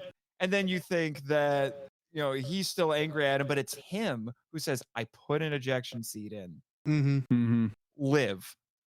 That moment was brilliant. Yeah, that moment was so powerful for me that within a week of the movie coming out, I ended up recording for Nerd of God Squad for their daily Nerd Devo a devotion based on Live, on Eject. Wow. Because it was like that was just like, yeah, because it's about forgiving yourself at that point. Yeah, agreed.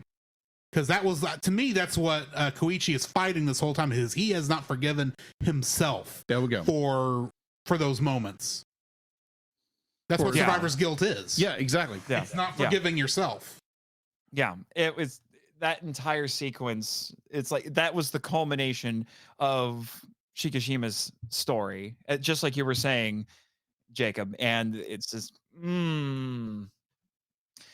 it's one of the most powerful moments in the entire film. But I will admit, the moment after that comes perilously close to making me cry every time I see it. But anyway, my second like for this, because we are still only on seconds, by the way. I hinted at it a minute ago, and we are about to talk about both the movements we just were referring to, because it comes down to the music for this film. Most of the score is, I'm not going to say it's bad, but because it is very good, but it's very standard, serviceable, tension-like music. The bright spots of this for me, of course, are the montage of the everyday life where they're growing and building the house and going out and shooting the mines every day, where it feels like, okay, things are getting better. And that is one of those brighter spots. But really, you get right down to it, the use of the Godzilla theme in this movie is like the best use I have ever heard it. There are 2 Ifukube tracks in this. One is the traditional Godzilla theme that's used twice, and then there is a track from King Kong versus Godzilla that is completely recontextualized. I'll need to go back and check that one out. But it plays during the anti-Godzilla operation. That would make sense. It's the one that has, it's like do do do do do do do. Oh yeah. Yeah, that was originally made for King Kong, actually, in that movie. But that first time you hear the Godzilla fanfare, for lack of a better term, playing when she turns around and sees Godzilla stomping through Ginza, I'm like I said, that moment was terrifying for me to see Godzilla doing that, and seeing it in the theater. This is the one thing watching it at home is really missing, because in the theater they played those notes like loud enough you could feel them in your bones.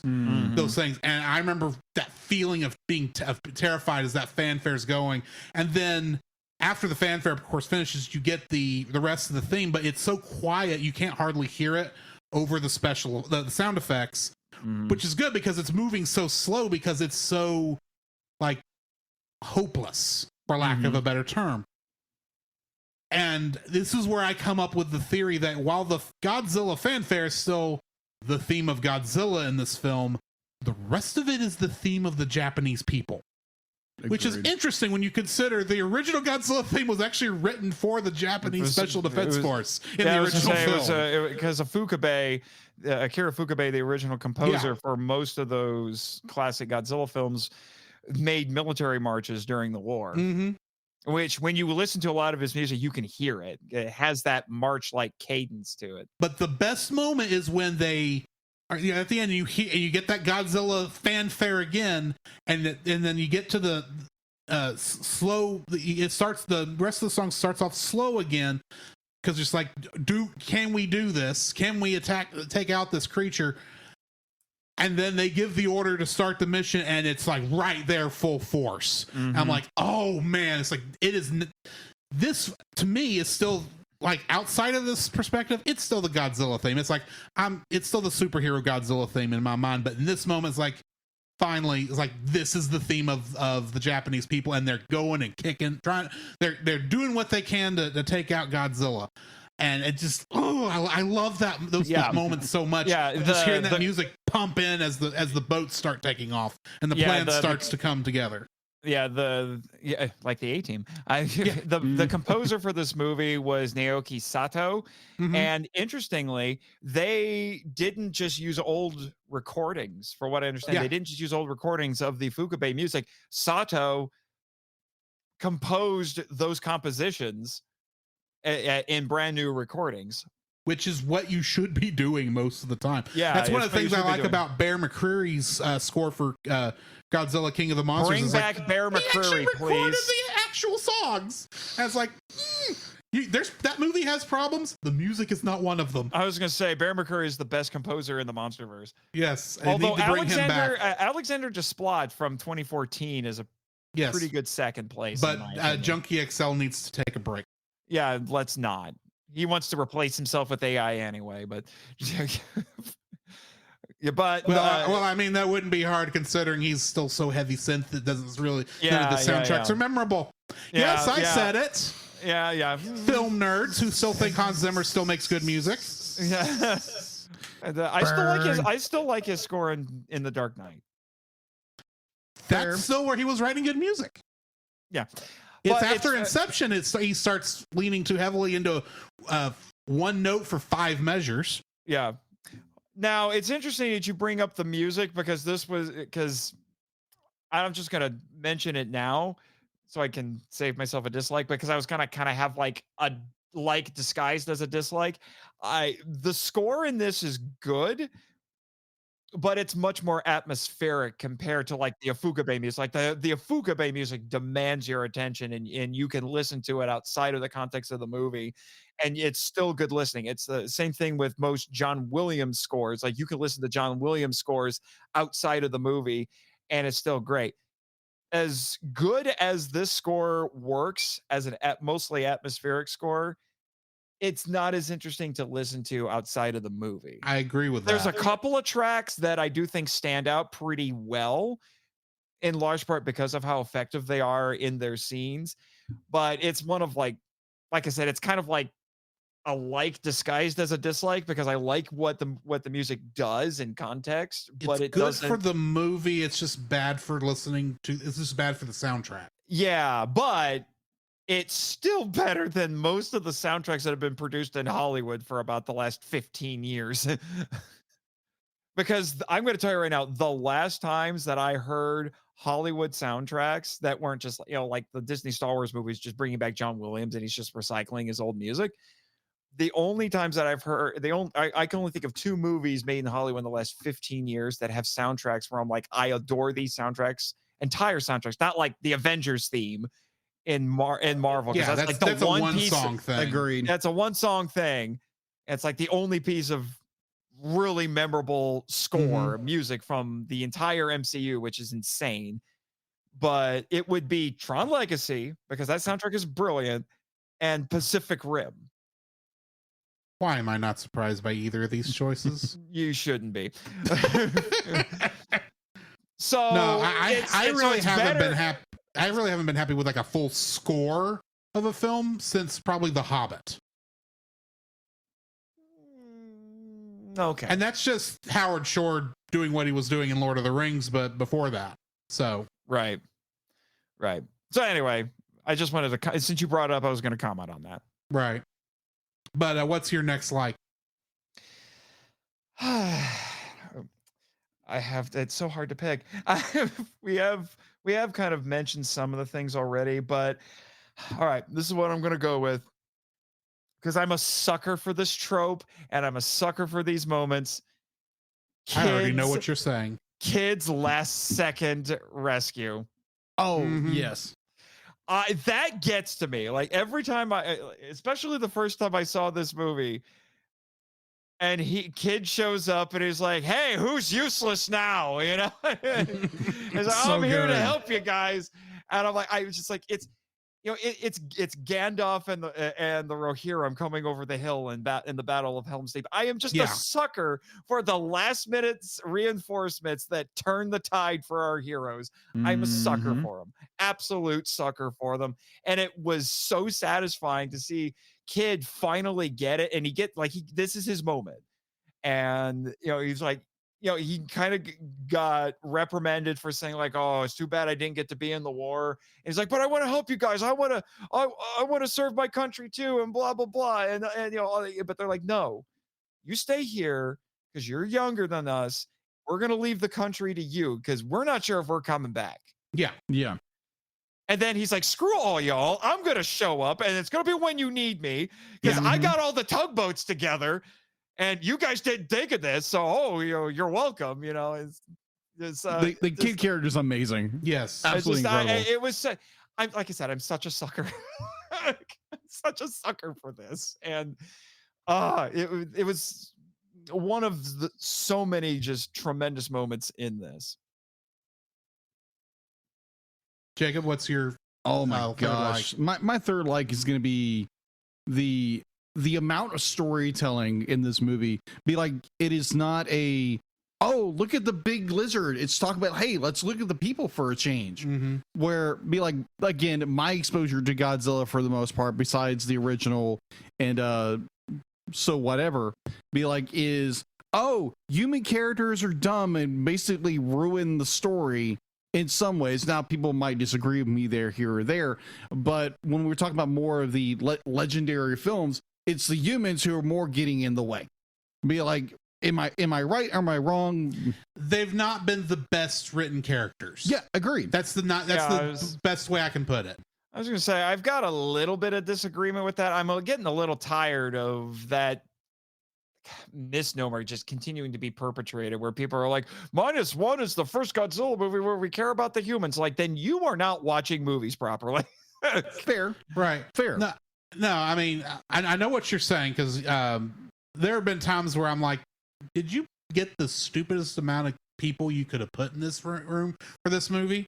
And then there's sometimes where it's like, okay, I actually am following. I'm actually interested. Yeah, Some of these characters I don't. And I think that also. I think my biggest problem with I was just saying, I think perpetuating that idea is also very insulting to the actors who were in those movies, and the directors and the screenwriters, because it's just like, I will just say that for mostly the fair legendary Godzilla films, the characters have not been the best that I would have wanted. That's a better way to say it. And that's really the best way I know how to put it, because it's not that they're bad, they're just not that good. Yeah, I think it's more like when it comes to like the writing of the characters, because they're gonna be like, here's some really, really good actors who were in this film. Do not get me wrong. It's just more like they're more like lackluster characters, and you're here for the action. But then you have Godzilla Minus One, where it's solely more of a character-driven story, where Godzilla is this looming threat, and our humans have to figure out how to solve it. This is a period drama that just happens to have Godzilla in it. That's what it comes down to. That's the main bones of this film. And I love it for that, because they're going to be like, because I would say the legendary Godzilla films and legendary Kong, I would say that this is of it as well. They're just popcorn munchers. That's not a bad thing. Don't get me wrong, but they're popcorn munchers. Right. They're meant to be, they're just meant to be entertaining. I would argue that there's some interesting ideas that are being explored in there. I would agree. My friend Ryan Collins, the Omni viewer, has made some very interesting observations about the MonsterVerse films that are really kind of subversive compared to most Hollywood pictures, for one thing.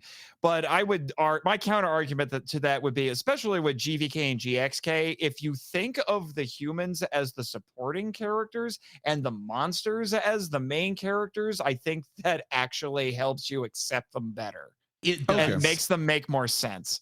And that's also what helps with the fact that we don't have a set human cast for most of the films. Yeah, we've had some continuing characters between King of the Monsters and GVK, and then GVK and GXK. I was gonna say, and the thing is that they usually just bring like one or two characters over from the previous movie, and then that's it. But I get what you're saying, because this time Godzilla Minus One, ironically, Godzilla's the side character. He's not the most important character in the movie. Yeah, agreed. The humans are, and most of the Godzilla films we've gotten recently have been where really the monsters are the main characters. Yeah. And we still don't get enough of them on screen sometimes. Yeah, because and it's interesting because it's as incredibly different as Minus One and GXK are. One of my friends pointed out they do have one very interesting thing in common: found families. Yeah. Okay, that makes sense. Well, there again, I haven't watched the most recent Godzilla film when it comes to the legendary yet. Yeah, well, in this one, it's our three main characters: Noriko, Akiko, and Shikishima. Whereas in GXK, it's Kong and a juvenile ape named Suko. Okay. And good night, is that a good? I actually would suggest GXK because it was a good, fun movie and it had a decent story. Okay. It had very much God of War vibes. I'm just waiting for Kong to just look at the little one and go, boy. It's kind of a Donkey Kong Diddy Kong relationship. Okay, fair enough. All I'm saying is, if the ape kaiju in GXK were human, it would be a Conan the Barbarian story. Yeah. Okay. But it's a fun movie. Yeah. The humans are literally just our eyes into the world when you get right down to it, and sometimes I don't know if that's necessary, but it is what it is. Yeah. So what I'm primarily assuming, I love the storytelling within the story, and it's not just a simple action romp. And there again, I might be simplifying it, but the human story and their condition, what they're going through, and their determination in order to survive this this plague upon the earth, you might call him Godzilla, and their efforts in order to defeat him is just it's a breath. It's so touching. It's so touching to watch, because you're seeing these humans, these human beings who are struggling in order to survive and to bring a solution to a problem that could destroy life as they know it. And they're coming together, they're bonding with each other with their different stories and their different agendas. And I just really enjoy the story itself. Yeah. And it's a really, really good, heartwarming, tugging, warm, fuzzy kind of feel, but at the same time it's got a lot of this be like downtrodden, but at the same time it's got hope in it, like mixed in the middle of it. So yeah, it's an amazing story. It's an amazing story. Ironically, this is a movie that actually benefited from COVID. Yeah, because Yamazaki started working on the script right after Great War of Archimedes, which was released in 2019. And then COVID happened, so he's like, oh, extra time to work on my Godzilla script. There you go. So I'm going to have to jump on that same train. Go for it. And with my third like, and I just love that this is a film with hope in it. In the last, well, first off, coming out of COVID, we all needed hope. We all needed to have hopeful stories, and not everything has had that, unfortunately. But also coming out of after I saw this film, we literally, I think we had just started our coverage of Evangelion and TAS. Oh geez. Yeah. And it hadn't even got fuzzy. And it hadn't even got to the dark stuff yet at that point. Dark stuff. And looking at it after that point, and ironically, this having some Spy Family vibes. You know, I was going to say a little bit. I agree. I was thinking about when you guys were talking. I forgot to bring it up. If with some slight tweaks, this is Spy Family. Oh, trust me, I am planning. We just need Akiko to have telepathy, and it could almost become like a very serious version of Spy Family. I am literally since this is a plus episode, I'm going to end up doing the art for it, especially since you're going to be very busy. Yeah, just a little. And so I'm literally thinking of drawing out the big Godzilla head and having a little bit of pink at the top with a speech bubble coming out that just says "so cool." That's literally what I'm thinking of right now. We already had her meet Kong, so why not? Yeah, so why not? But the hope that is in this. Yes. I mean, literally, you start off, and this movie is almost depressing in the beginning, and it is depressing all the way to Ginza. And as soon as we get to the other side of Ginza, and we start looking at how the Japanese people are going to defeat their plan for defeating Godzilla, there's this little bit of hope that starts slowly building. Yes. Slowly building. And it's always tempered by the fact that we're all convinced Koichi's going to go through with his kamikaze plan. And there's that little other moment when Tachibana is showing Koichi how to operate the plane. He shows him how to arm the bomb, and then the camera zooms out. And you can't hear what he's telling him. You can still see the movements, but it's like you can't see. It's like, and I think that was I did think at that moment there is a way he's going to survive. There's another little bit of hope. I was thinking ejector seat, but honestly, at that point, it's like I don't even know if they had ejector seats in Japan at this time. I mean, that was called out by Noda. It's like, during the war, we did not take life seriously.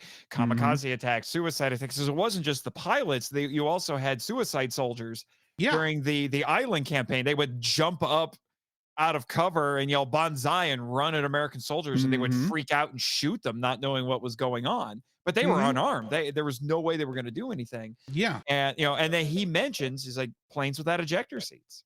Yeah, and that's specifically called out. And so I'm thinking, so in my mind, it's like there's some hope, but it's tempered. I don't know if this is going to go the way I want it to. And of course, the first plan it goes, it doesn't work. I kind of knew it wasn't going to work because that was way too fast. Second plan was going to work. The first plan never works. The first plan never works. The second plan had a bit of a chance, but the minute Godzilla chewed through the balloon, I thought, nope, this ain't gonna work either, because he has had enough time to get used to the pressure at that stage that he's gonna be fine when he gets back to the surface. And that was the thoughts coming through my mind. He was not in good shape when he got there. He wasn't in good shape, but he was alive enough to heal. And so it's like, okay, so he's still a threat. And so the minute the audio cuts out and you hear just the sound effect of the plane, and you know what's going to happen. You know he's aiming for it. And I'm like, no, don't do this. There's gotta be an ejector seat. There's gotta be something. That hope is there, but it's so stinking small. And the other bit of hope that's even disconnected from this is the telegram that the neighbor gets. Yeah. And you're like, okay, that's something. And in my mind, I thought that's hope, but I was also thinking, was this like a secondary note to the neighbor to apologize or something? I wasn't sure. And then the second that we see that parachute, a flood of relief pours over. It's like, okay, there is hope. He can go back and he can live the rest of his life with Akiko. His war is over. And then I thought, wait a minute, there was that telegram. What is the telegram? And the neighbor comes up and is like punching him in the shoulder. It's like, you idiot. What are you doing? Acting like you're going to kill yourself.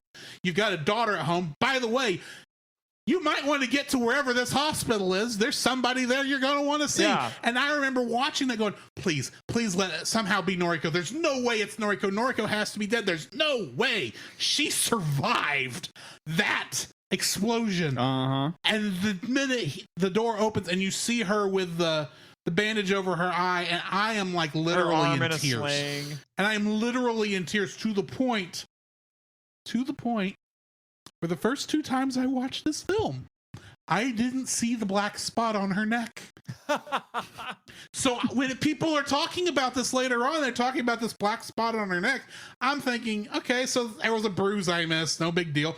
Oh, they're saying I don't know if you know this. That's Godzilla cells.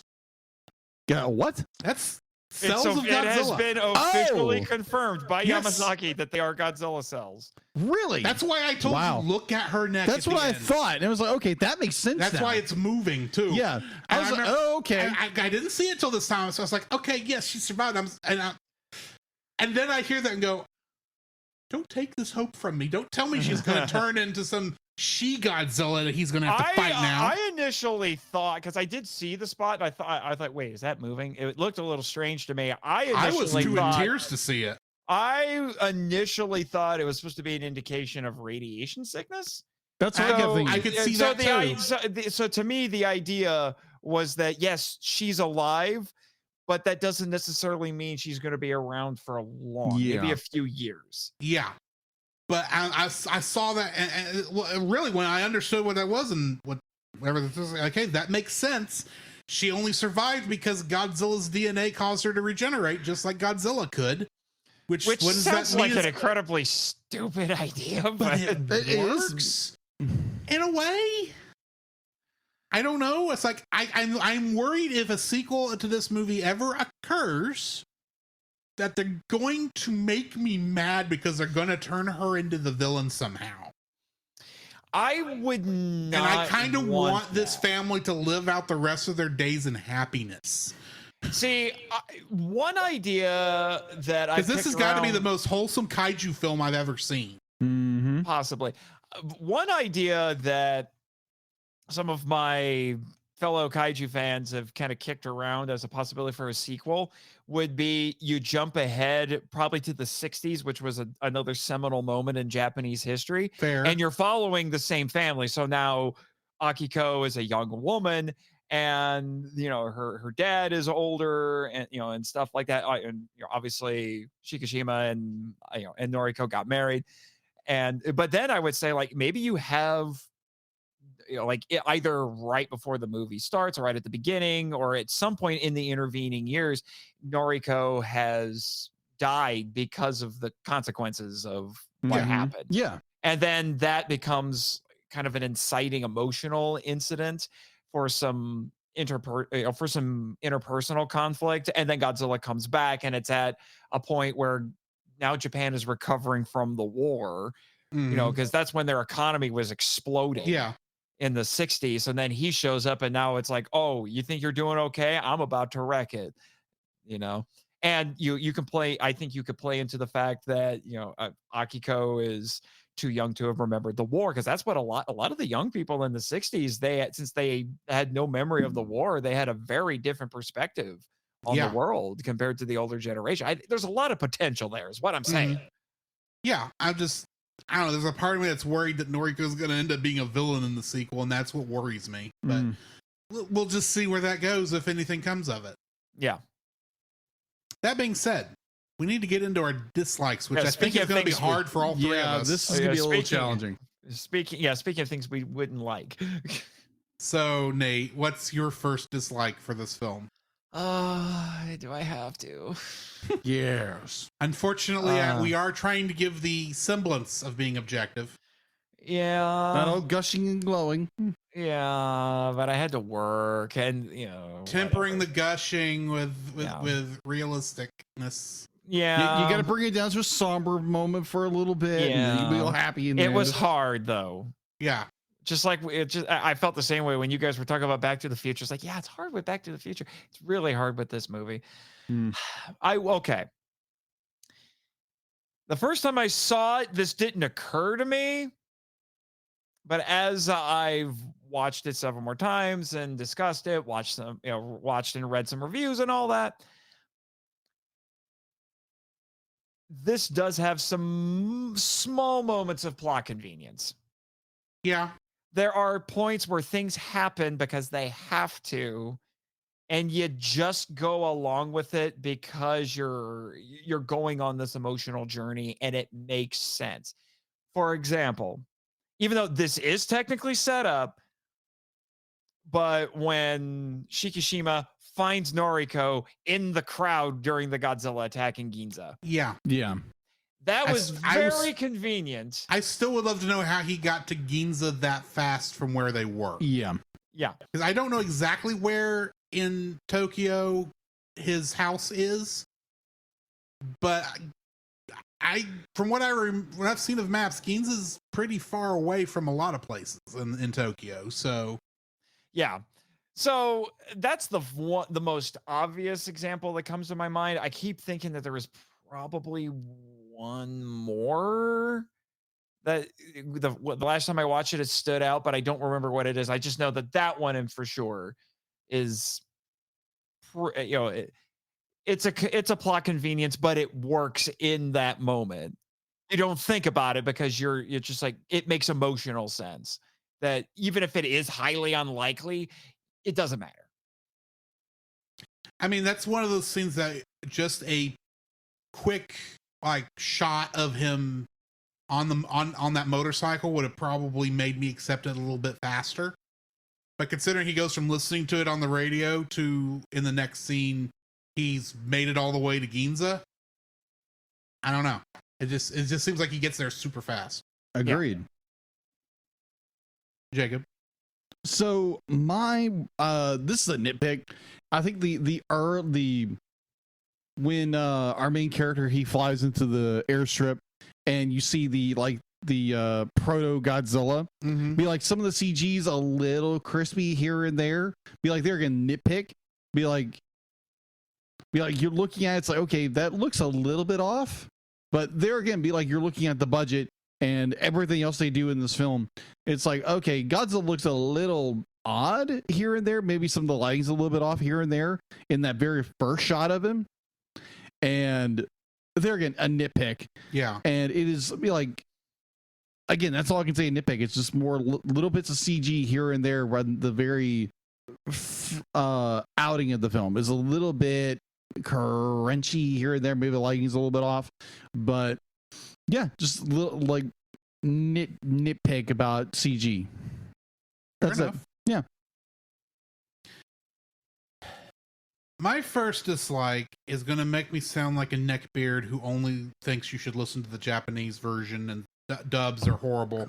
And I am not that way. I enjoy a good dub, and there is a lot of good in this dub. Do not get me wrong. It's far from the worst dub that I've heard in a Godzilla movie. But there are, especially in the beginning, as I was getting used to it, having heard the Japanese version first, there was some points and times where it's like, okay, while this is doing a very good job of matching mouth movements, there's a lot of this that definitely sounds like it's being recorded in a studio. Yeah. Whereas the original never felt like that. Yeah, the dub also makes some weird choices. Yeah. Not necessarily bad, more like weird. You know, like I can't get over the fact that Noriko uses the word looky-loo in the dub. I'm like, what? No, it's not any worse than in Advent Children where Tifa says dilly-dally, shilly-shally. Which is still one of the weirdest lines I've ever heard. That's a little strange too. And the dub is also a little cussier than the original Japanese dialogue. I mean, going forward, I probably will watch the Japanese version when I go and rewatch this. But but the dub for this is, I think, serviceable for most people. But honestly, I would prefer the original Japanese version. Oh yeah, going forward. So anymore, I find it difficult to watch dubbed live action because it's just harder to get away with it. Whereas when I watch anime, I will jump to the dub because it's just easier to mask things with animation. Generally with anime, they use basically it's just generic mouth flaps, because it's literally just open and close the mouth and you match that. The biggest example of an anime that did not just do that was Akira, because they literally are matching the Japanese mouth shapes in that, and that's why that dub is, no matter how many, because there's 2 dubs of that and it's a little crunchy both ways. So yeah, it's the same problem you have with live action, but somehow this actually seemed to fit the live action mouth movements the dub did, and it was like, after about 15-20 minutes, I didn't notice it anymore, except for a couple moments where it's like, okay, that performance was not exactly as believable as the original. So yeah, I'm just gonna say it's a nitpick, but the English dub is not as perfect as the Japanese dub, for lack of a better word. Fair. It's because that was the original language. Yeah. It's like, it's never going to be as good, especially when you're dealing with live action. So anyway, Nate, what's your second dislike? This is going to sound kind of weird, and maybe this is,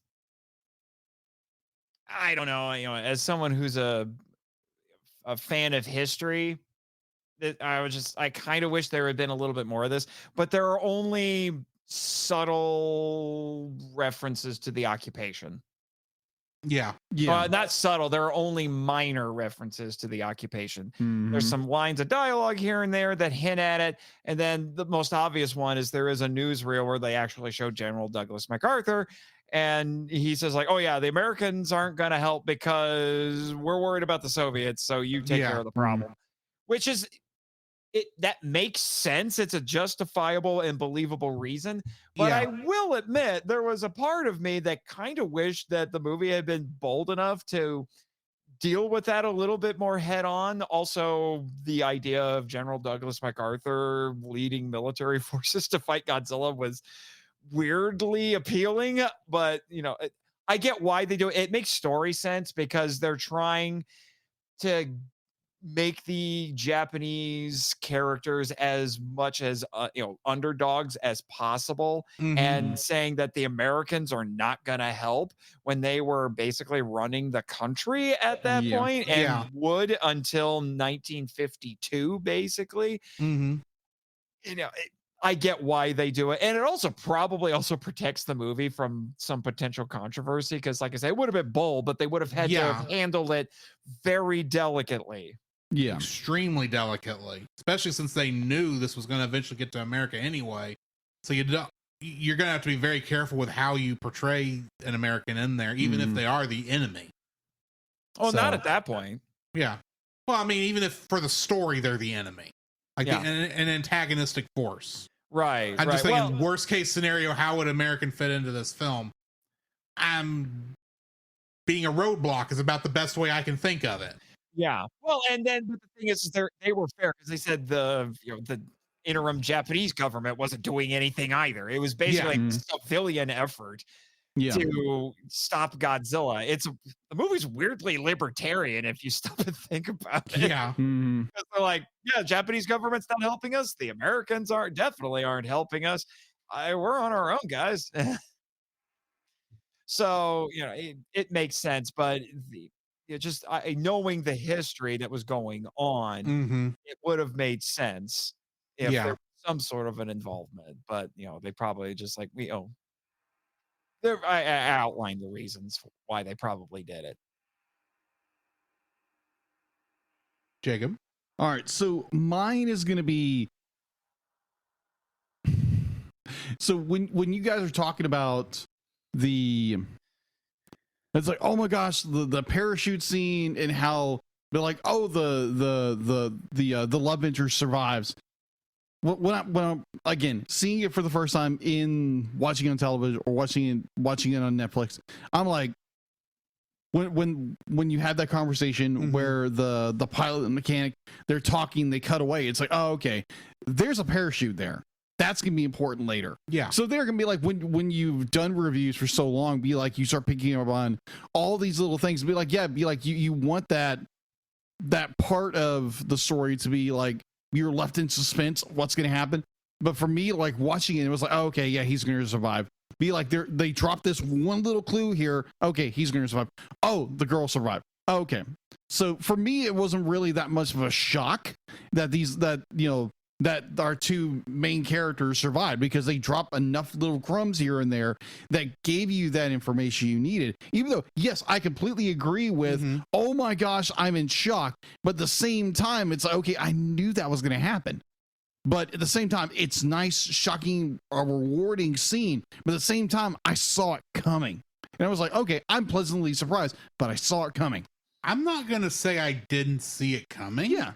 But this is me reflecting back to December 1st. Yeah. I'm watching this in the theater. Yeah.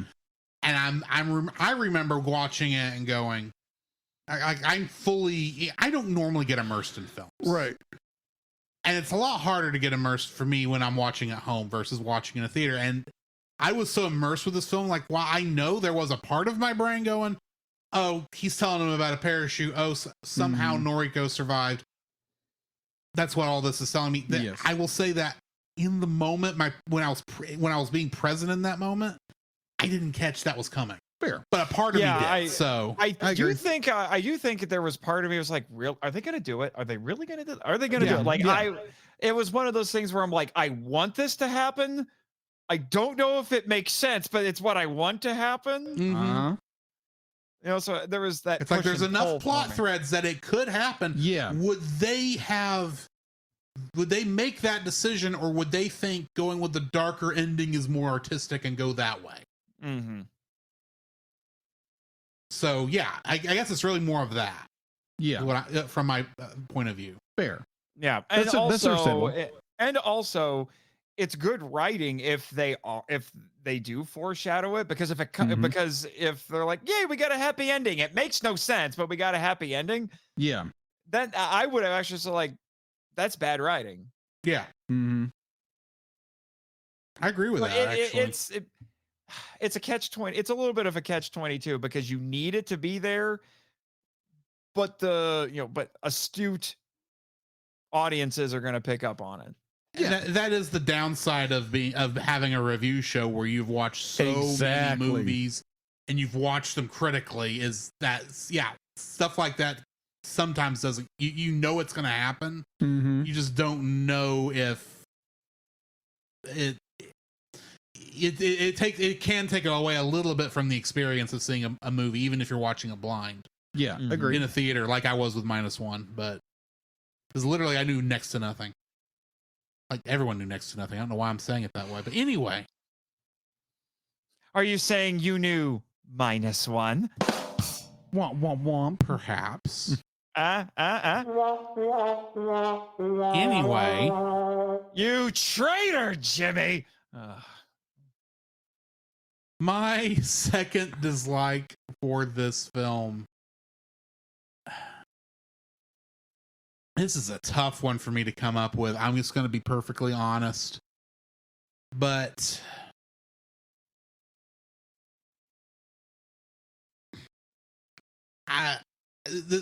I'm not really a big fan of how quickly the regeneration on Godzilla took.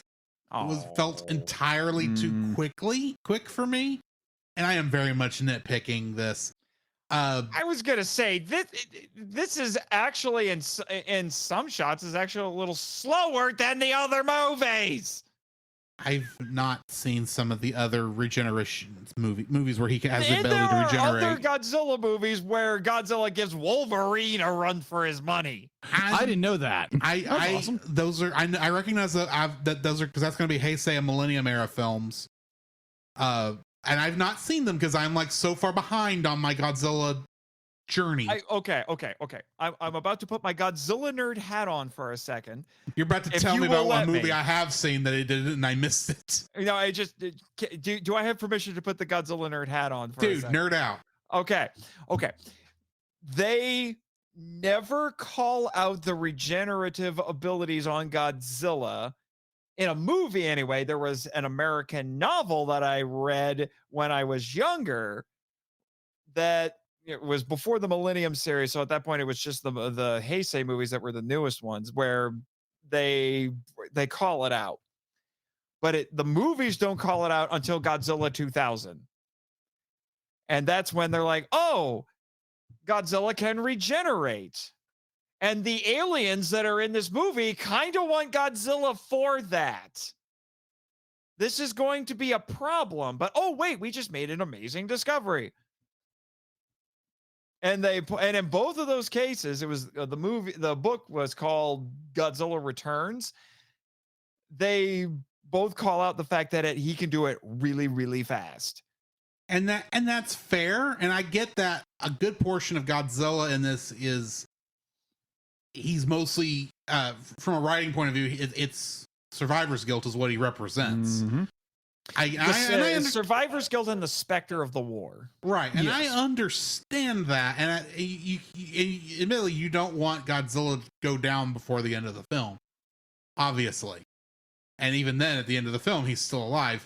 I have nothing. It's not the regeneration I had the problem with. It's just, it was like, it's just seems in so many cases too fast to the point where even when the plane goes in and blows up, the fact that he doesn't immediately heal there feels a little off in a way. Because they blew up his entire head.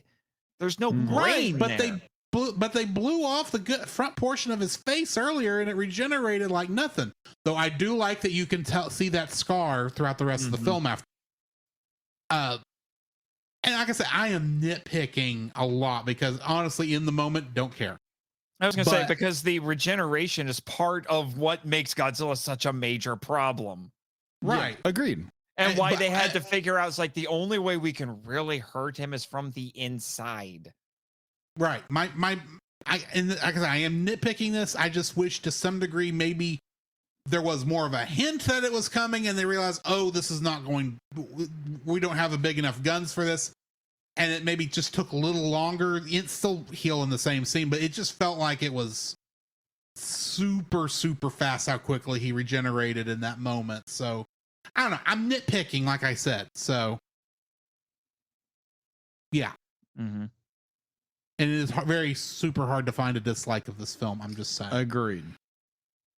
Speaking of which, Nate, did you come up with a third? Yeah, well, and actually, just to build off of my previous one really quick, I was shocked that they bring up the fire bombings, but they never bring up the atomic bombings. The most we get is there's some nuclear imagery, mushroom clouds when Godzilla uses atomic breath, and we see the nuclear test that mutates him. It was Operation Crossroads, which was 2 years after the war. Well, it was after. Was it 2 years? I think it was 2 years after the war. Yeah, It was 2 or 3 years after, and it was the creation of SpongeBob SquarePants too.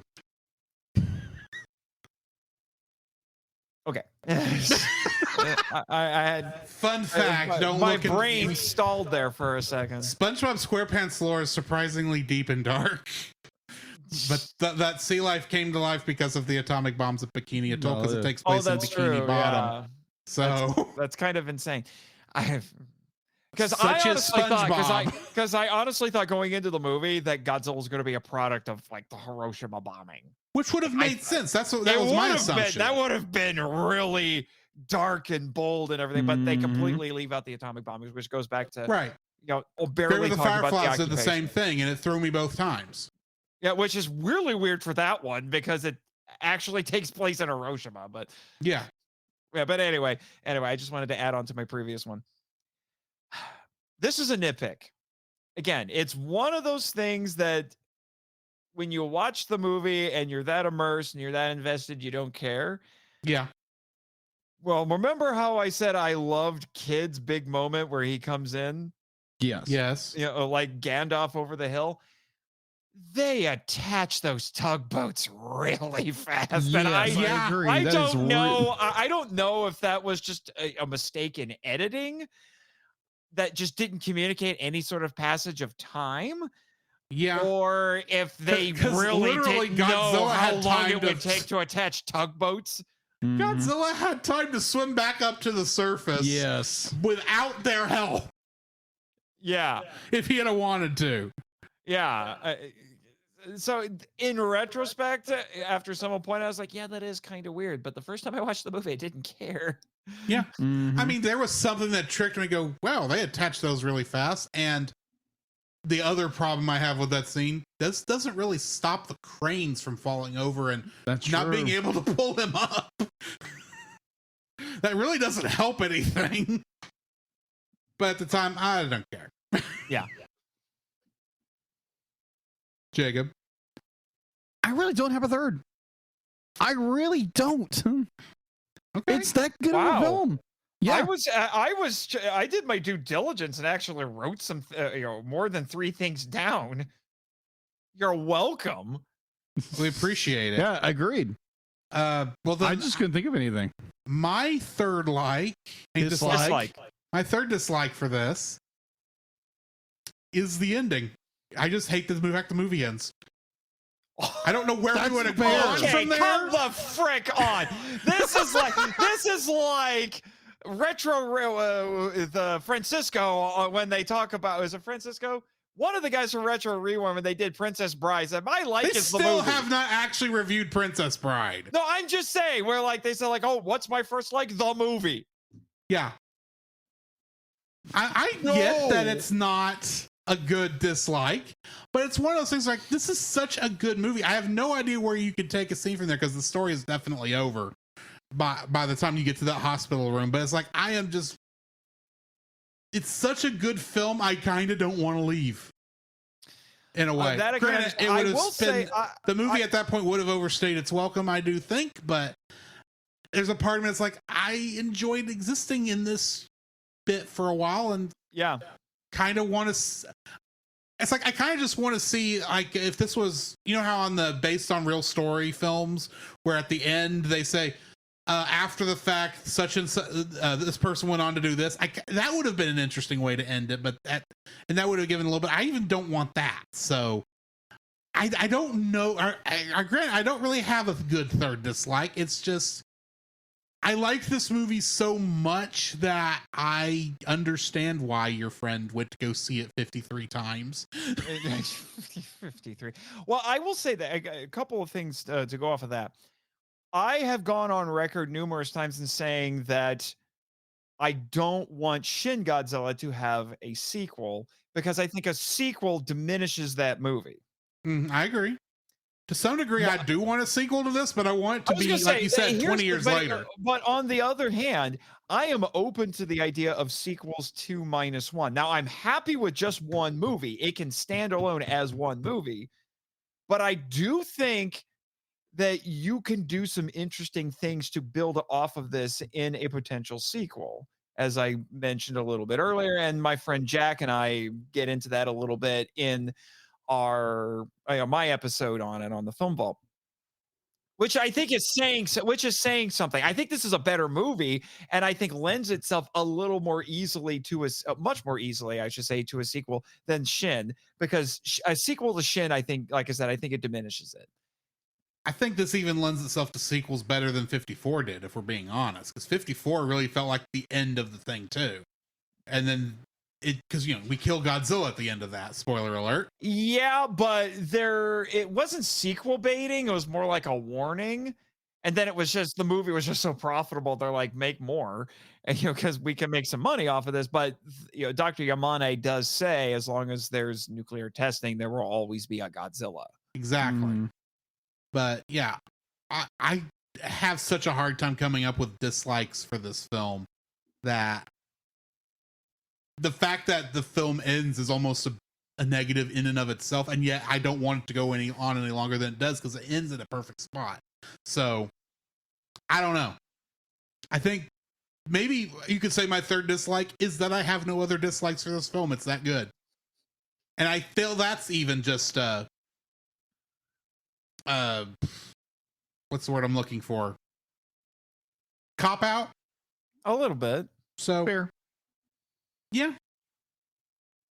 So that brings us to the end of our review of Godzilla Minus One. And we need to rate this film, and I doubt any of us are rating it -1. I was gonna say, if you obvious joke is obvious. Like, if anyone rates it that, I will jump off of this stream and never come on your show again. Oh, come on. We need you for a film that probably is going to be rated -1.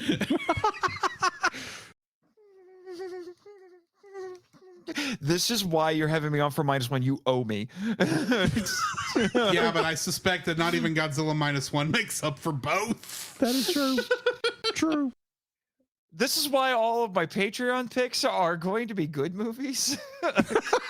Except and if for you Kong. find, I swear to Almighty Jesus, if you find another bad, and I just lost my background, if you find another bad Titanic movie with a pseudo kaiju in it and drag me back on this show, to we my will knowledge, have words.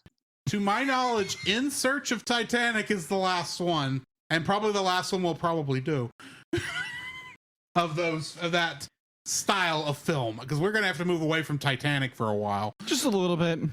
Yeah, just move away from a lot of things, but yeah, Maybe they have an Alamo movie that's. Oh, I hope not. Oh, that'd be terrible. That I would be bloody, just mad as can be. And then we'll have knockoff of Fable Goes West in the middle of it. Oh yeah, you're not kidding. No. But anyway, and they all survive. Of course they do. Of course. Anyway, who wants to read this film first? Who wants? Nate, you go first. What are you rating this film? Am I allowed to go more than 10? No, I won't do that. I'm not going to be that lame. Only if you go 11 and then subtract 1. I won't go higher than 10, but I will give you 2 scores. Oh, 2 scores. Okay. 1 for sub, 1 for dub. Okay. Sub, I mean, I said it at the beginning of this episode. At Mount Rushmore Kaiju Films, it's a 10 out of 10. The dub, however, I would put at a 9, because I do think some things are lost in the dub. Mm-hmm. A little bit. It takes it down a peg. I would definitely recommend watching this subbed. But subbed, it's a 10 out of 10. It's one of the... Some call it the best Godzilla film ever made. I hesitate to say that necessarily, but it is freaking close. It is freaking close to that. Like I said, Mount Rushmore Kaiju Films, and there's only one other Godzilla movie on that list. Fair. Jacob. 10 -1. The frick! He I don't only has even seen know. the dub. Was that a 9? I've only seen the dub. No, let's be fair. Let's be fair. Originally I had it at a 9. And I'm gonna give this. I'm so torn between a 9.5 and a 10 with this film. I'll give it a 10. Be like, it's such a solid film. But there again, I watched the dub, and I know some people are like, "Oh my gosh, you watched the dub." Be like, I'm hard enough with English people, and I get sidetracked with language. Squirrel. Anyways, I will say that the Japanese version, the dialogue is slow enough. I don't think you'd have trouble reading it. Fair enough. You're keeping up with it. Fair enough. I Yeah, will. it's not like Shin Godzilla where there are good. points where you have 3 layers of subtitles. Good night. Jeez. No. If we ever do Shin Godzilla, which is on my thought list since we have done already some of Hideaki Anno's stuff. Yes. Are you going We to are call me? watching the dub because I don't want to suffer through the subtitled version. Gosh. Are you going to call me again for that one? Maybe. Maybe we'll see. Do you want to be on the phone on tap for us going through the Shin films? All Why of them? not? That might Why include Rebuild, by the way, of Ethan Kelly. it does, actually. I like the rebuild movies, so I do. Okay, I'm just giving you a fair warning. But anyway, Yeah. Yeah, I'm giving it a 10. Be like, I enjoy the film. There again, I'm gonna have to go watch the sub version of it. And yeah, overall, be like, it's a great movie. Be like, it's got here and there little nitpicks of a film, but it is so freaking good. And like Nate said, be like, it's the Mount Rushmore of Godzilla films. Probably my favorite Godzilla film ever. And I mostly will buy this on Blu-ray, probably on Steelbook, because this is that good. And probably show at that point, my wife, it's like, okay, we've got to watch this film. It is so freaking good. you might want to prepare her a little bit. Dylan Warner's like, this is going to be a very emotionally intense. Just Yes, so you of know. course. Yeah, which actually, just don't tell her it's the sequel to Oppenheimer. Yeah, that was a great joke. Actually, Yes, Great joke. that was a great joke. I've seen some brilliant fan edits where they combine both movies, and it's very impressive. But you know, our jokes about the title actually bring something to mind. I made the joke on my episodes like, yeah, the title's a math problem. I will admit, when I first heard it, because people thought this was going to be called Godzilla Zero for the longest time because it was set before 1954, right. and then we didn't know that the title was really going to be until that first trailer. And we're like, what? They're calling it -1? Is it because they didn't want us to be right about it being Godzilla Zero or something? So they're like, haha, it's one lower. And it's a very Hideaki Anno kind of sounding title. Yeah. You know, in a lot of ways. Especially in Japan, the fact that it's called -1.0. Yeah, it's literally just a minus sign with a 1. Yeah. Wow. Okay. It's weird. And then the minus color over there is -1.0 C. Yeah. So it's literally an equation. That's Yeah, oh my gosh. which when you find out that Anno and Yamazaki are friends, it actually makes sense. It But makes so much sense. it does make some sense. They're very different filmmakers, but it does make sense. But I just to explain, and the funny thing is the trailer spells this out, but the movie is much more implied. The idea here is that after the war, Japan is reduced to nothing, i.e. zero. Yes. And then Godzilla shows up, and it's -1. and then Godzilla shows up and basically kicks them while they're down. So now it's -1. So they're reduced to nothing, and then it gets worse. That's the idea. So my rating for this film is no surprise to anybody. I have to give this a 10. Oh, okay. My temptation was to give it a 9.5 simply because there are very, very few films I would consider to be perfect enough. I would think of giving it a perfect score. Plus, I am still not 100% certain I'm out of the honeymoon period, if we're being honest. It will be interesting to see this time next year if I watch this film, if I feel the same way, though I suspect I might. But yeah, this might have become one of my top 10 films, period. So yeah, it's a perfect 10 out of 10. Yeah, it's one of these Yeah. apex films. I will say the English dub, I would say it's a 9.5 if I were grading it separately. But this film is just so good that, like I said, even a couple minutes into the English dub, I was sucked back into it and didn't care that it was in English. Mm-hmm. I'm sure if I deep dive analyze it, I would note points of the English dub that didn't fit as well as the Japanese. And at the same time, I didn't care. It was such a good film, and it's an experience. That first experience is not one I'm ever going to get again. Right. And that's almost disappointing in and of itself. Yeah. My first experience with it was in IMAX, and you know, because the Denim Theater on the island does have an IMAX theater. They also just installed a 4DX, and that was an experience. Listen to my episode if you want to hear about how that went down. That was kind of funny. I got free popcorn out of it. One of the few good things Cameron Winters did for that island. Yeah, for sure. Yeah, but the reason I put it, there's a lot of reasons. I think even when after just seeing it, I was putting it on Mount Rushmore of kaiju films, and just in the time since then, as you know, with the Academy Award and all the awards it won in Japan, and the ridiculous amount of money that it just kept making, and I think it added to the reasons why it should be there. And, you know, I mentioned the other ones, you know, Godzilla 54 and King Kong are there because they are effective stories unto themselves, and, you know, have fantastic effects for, you know, especially for their era. But the big reasons why I include them is just not only how iconic they became, but how influential they became, especially the original King Kong. You know, they're these cornerstones in the history of cinema, particularly the original King Kong.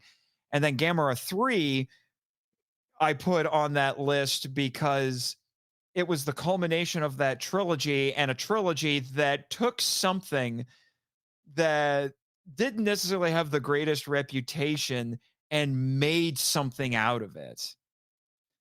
Gamera was a joke for the longest time. Even in Japan, he was a joke. And Shusuke Kaneko, who worked on those movies, he took that concept. He didn't want to make the movie. He wanted to make a Godzilla film at Toho, but they wouldn't have him. And then Daiei came a call and it's like, hey, why don't you make a Gamera movie for us? And I'm like, well, I guess if I have to, but you're going to let me do what I want. And they're like, sure, do what you want. And then he takes it in this completely different direction and basically redeems Gamera for a hot minute. Gamera was cooler than Godzilla. Because the Heisei Gamera movies blow all of Toho's. I'm sorry, people, fight me if you want. I've gotten into arguments with people about this, but it blows all of Toho's stuff in the Heisei, or particularly the 90s, away. It just does. So, Gamera 3 is on that list for that, and plus, it's got amazing effects and great performances and actors and all that. And Minus One hasn't achieved something like that, but it's achieved a lot of things outside of just being a good film unto itself, raking in money when no one thought it would, winning an Oscar and all of these things. I do think history is going to be incredibly kind to Minus One. Anyway, next week and next month, there is not going to be a live show because my good friend Jacob, as I alluded to in our intro, is getting married. Whoop, whoop. What a movie to go out on before the hiatus. Yeah, exactly. Yeah. And I have decided to give him a month off. But, dear listeners, I am not leaving you in the lurch, for I have recorded 5 episodes with many of our friends, including Nate Marchand. We get to talk about a proto-Godzilla film involving Superman. Mm-hmm. Surprisingly proto-Godzilla. That short. somebody had a crystal ball because Yes. It is crazy how close that is. I'm still not, even as of this recording, I'm not sure of the order, so I'm not going to tell you what the next episode is going to be. But keep an eye out on the RSS feed for that. And if you are just watching us live or just watching us on the VOD on YouTube, Facebook, Twitch, and you don't know that we actually have a regular podcast that you can download on your favorite podcast catcher, I'm suggesting you go do that because these aren't going to be on that. So, yeah. But we are going to come back in August. We will announce what movie we're going to be doing later. Yes. And I will probably stick it at the end of the last episode. But I will tell you that the thought process is a little tiny and a little toony and maybe just a little bit loony. Which is interesting considering it's technically following this film. Wow. So join us for that. In the meantime, however, we are going to do our intermission, pay some bills, basically, what few bills we have. And then we're going to talk about what we've been watching. Yes, we thank you for that. We'll talk about what we've been watching and some news, and then we will cut out. And then we'll probably interrogate Nathan. Again? This is a stand. He's got questions. We hope you have answers. Well, in the meantime, I'm going to take a bathroom break. Yeah, all right. Yes, thank you for cleaning the toilet, Jimmy. I don't even want to think about where that is in that robot. It's we have a very small restroom that 3 people have to share. Dude, considering that both Jacob and I, when we were visiting, took care of our business at the theme park, maybe during the chase. I'm still. I mean, like I threw away everything by the time we got back. It was terrible. If y'all don't know, listeners, what we're talking about, go check out a certain short episode of Monster on Film Vault when we were on reviewing some more episodes of Godzilla the series, Monster Godzilla Wars. the series, yeah. And then we went to a haunted Korean theme park. Yeah, Jacob got chased by a little girl who thought he was a dog. I try explaining that to Ashley. I dare you to try to explain that to Ashley. It's like, so honey, there was a little Korean girl ghost who thought it was a puppy. And then there was this 9-tailed fox. And then she's gonna be like, that's the last time you're ever gonna go hang out with that Nathan kid because weird things happen to you. You'll never get to make a trip to Mogura or Monster Island ever again. Yeah, but then he just needs to say, but honey, I'm a frog. And then everything's okay.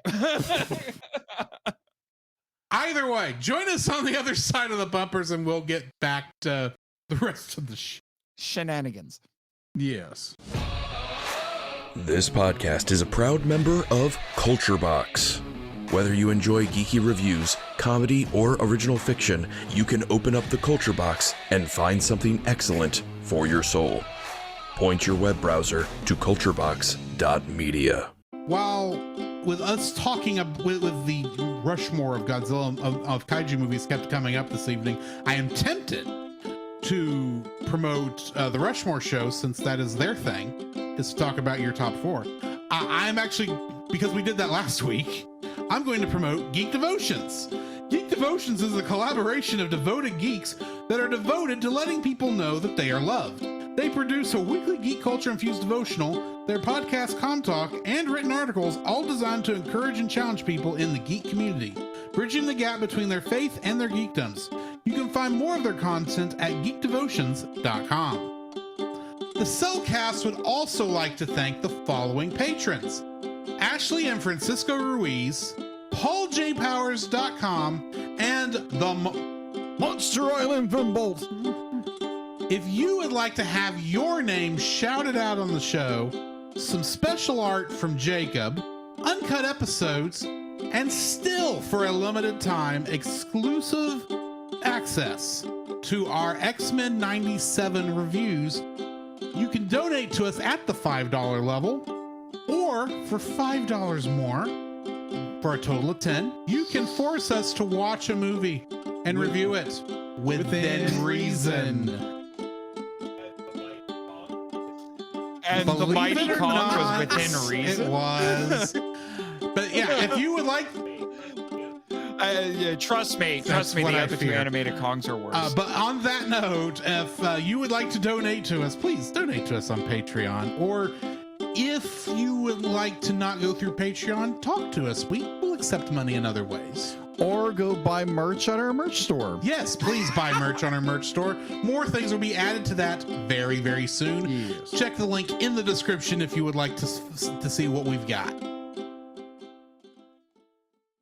So, guys, I have a question for y'all. What have you been watching? Nate, why don't you start us off? I initially thought about updating you guys on all this on all the stuff I brought up before, but then I'm like, that would go on for freaking ever, so we're not going to do that. But there's a couple that I will bring up. This isn't on my list, but I'll bring it up anyway. I did finish Enterprise Season 3, so now I've seen all of it when I hadn't seen Good. all of it before. And that was definitely peak Enterprise, although I do remember Season 4. I haven't seen all of that one yet, but I do remember that being good as well. But Season 3 was an astronomical improvement over the first two seasons. It's been a while since I've seen it. I remember Season 4 being a little weak, but I remember most of Season 4 is good. I have issues with the last couple episodes. Oh, don't get me started on the finale. For other reasons, but I've got an issue with the finale. Now, everybody. Yeah.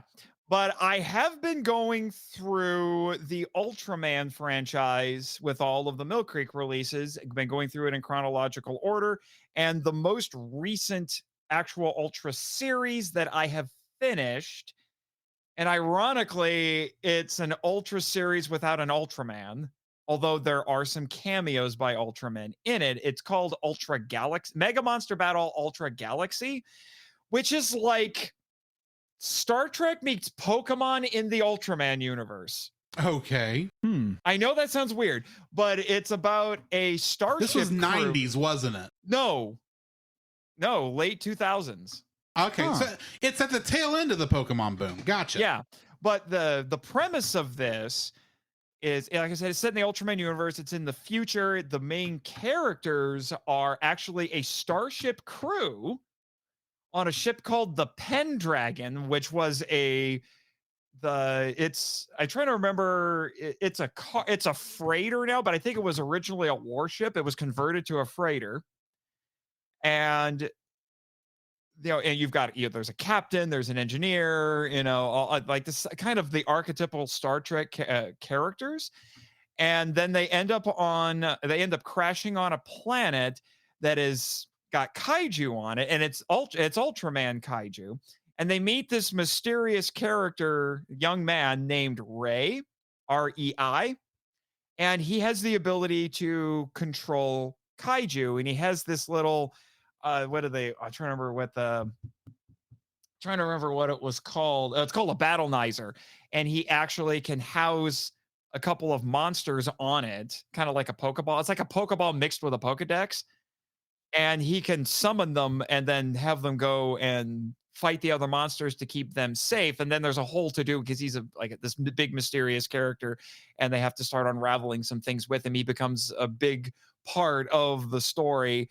There's 2 seasons of this. They're each 13 episodes apiece. And you find out toward the end of season 1 that Rei, for all intents and purposes, is a henshin hero. He just doesn't transform very much. And there's talk about Ultraman, but there's a couple of Ultra characters, but they just make cameos. They're not really in the show all that much. It's mostly the monsters that you see, because all the monsters in this are from past Ultraman shows. Like the 3 main, there's several that Rei he ends up having 3, no more than 3 at any point. One is Gomora from the original Ultraman. The other one is Litra, who is a bird kaiju. Gomora is a dinosaur. Litra is a bird kaiju from Ultra Q. I was about to say, I thought that was Ultra Q. It's Ultra Q. It's because he's in the same episode with Not Godzilla. Yeah, and it was the first episode of Ultra Q, so Litra is one of the first Ultra kaiju. And then he either has Ella King, who's from Ultra 7, or the, what is his name? I think it's Miklas. I think it's Miklas, who's also from Ultra 7. He has Miklas in season 2, which is called Neverending Odyssey. Now, so it's, you know, it's got these kind of weird Pokemon elements, and it's got some Star Trek stuff going on, which I really like. But the show's hurt really bad by its budget. The second season had more money, but it is really limited by its budget. The green screen effects look like the sort of stuff you can see in like high-end YouTube videos now. Like the green screen effects are kind of awful. The suitmation's pretty good. But the one thing that kind of disappointed me is like, I wish this wasn't like they're only on one planet in season 1. They're on another planet in season 2. Neither one of these planets look all that interesting. And I was just like, you know, it would have been really cool if this was like Star Trek, where they're going to a new planet every week. Right. And there's just different monsters on there. And, you know, I mean, like, they do the best with what they have. They focus a lot on some serialized storytelling and a lot of intrigue and all that. But I'm still like, there are just points where the budget for this thing's budget really hurts at points. But it has a finale movie that is freaking epic. And it's got a word salad of a title. It's Mega Monster Battle Ultra Galaxy Legends, the movie.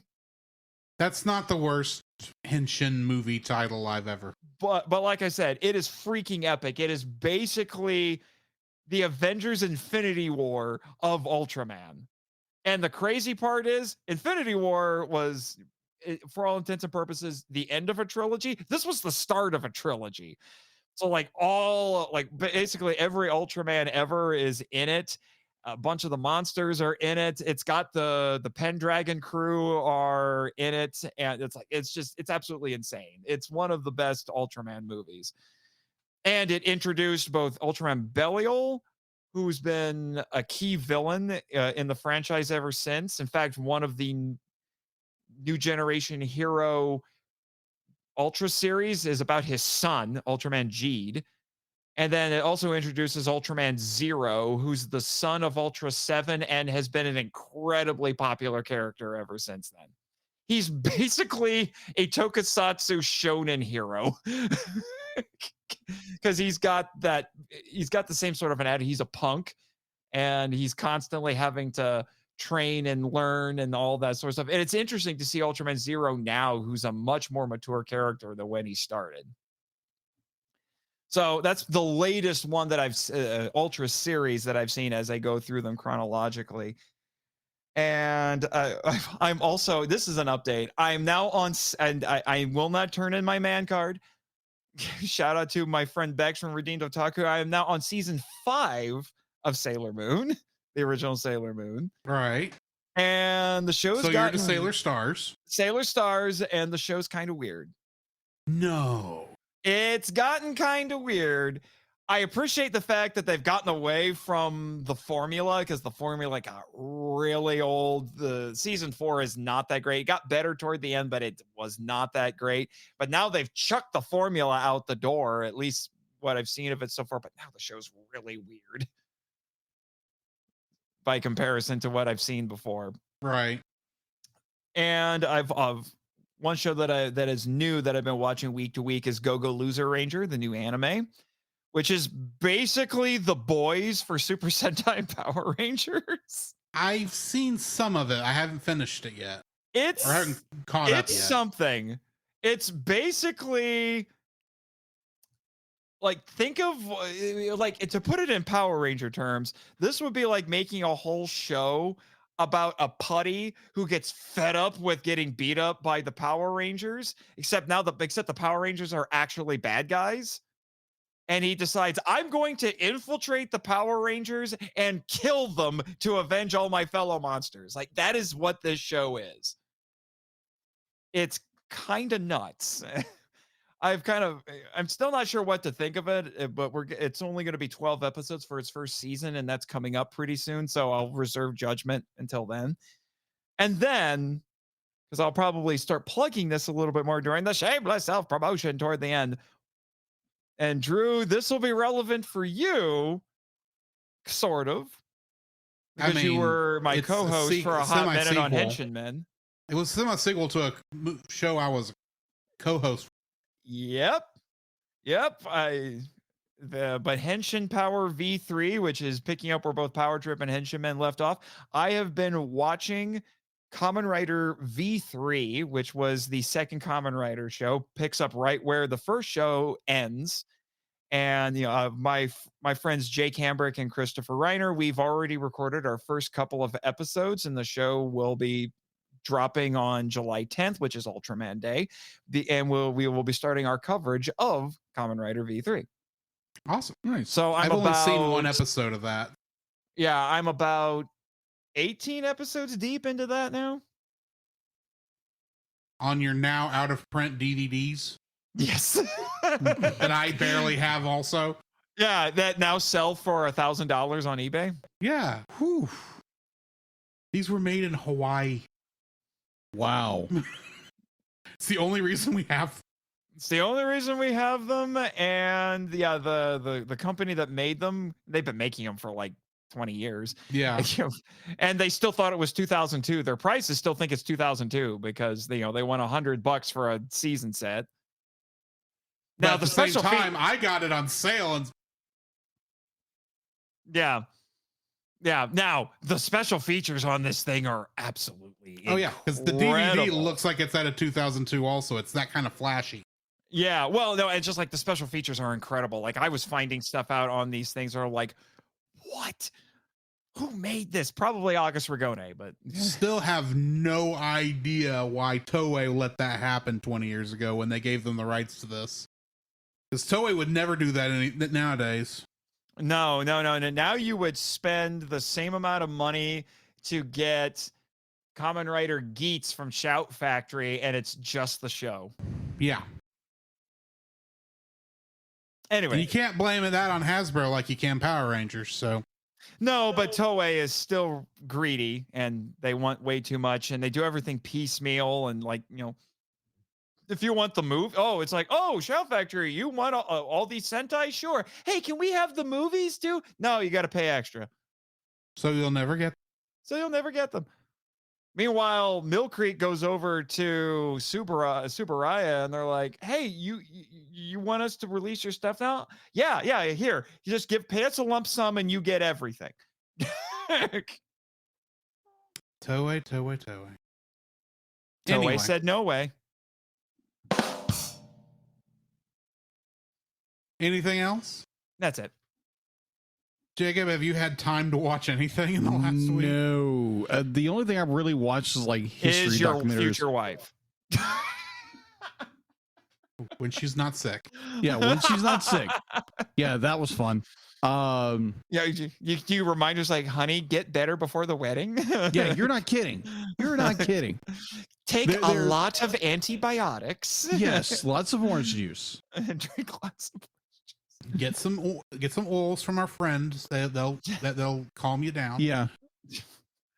And then watch, she gets like COVID right the day Oh, before the no, wedding. Do not say that. Do Please not do say not that. say that. Do not say that, please. She suffered that once already. Doesn't need to do it again. What, Jimmy? Okay, I know you're about to get married too, but I'm not trying to jinx anybody. Say, look, you got Jimmy on your side. That's got to be points. Yeah. Does D-Lit have an opinion too? Oh, you're staying far away from that, are you? Thank you, D-Lit. Thank you. I appreciate it. Yeah, Because well, that would be the worst that's- honeymoon ever. That's the real reason why you've not been turning Jacob into things, isn't it? Oh, like you tell me. Okay, I see how this is. You know what, D-Lit? I'm sure there's a computer version of COVID, and you'll probably get it. She said, "Don't task her. Oh, Don't tempt her. oh. She might know the ways into your Super Mogura." Jimmy, you might want to update the firewalls for Uber Mogura. Good, you get on that. But overall, be like, I really haven't had time. Be like, I watched some World War II history documentaries and listened to some podcasts here and there. Really haven't really I know had much what you time. meant, but in my mind, I was about to say Godzilla Minus One does not count as a documentary.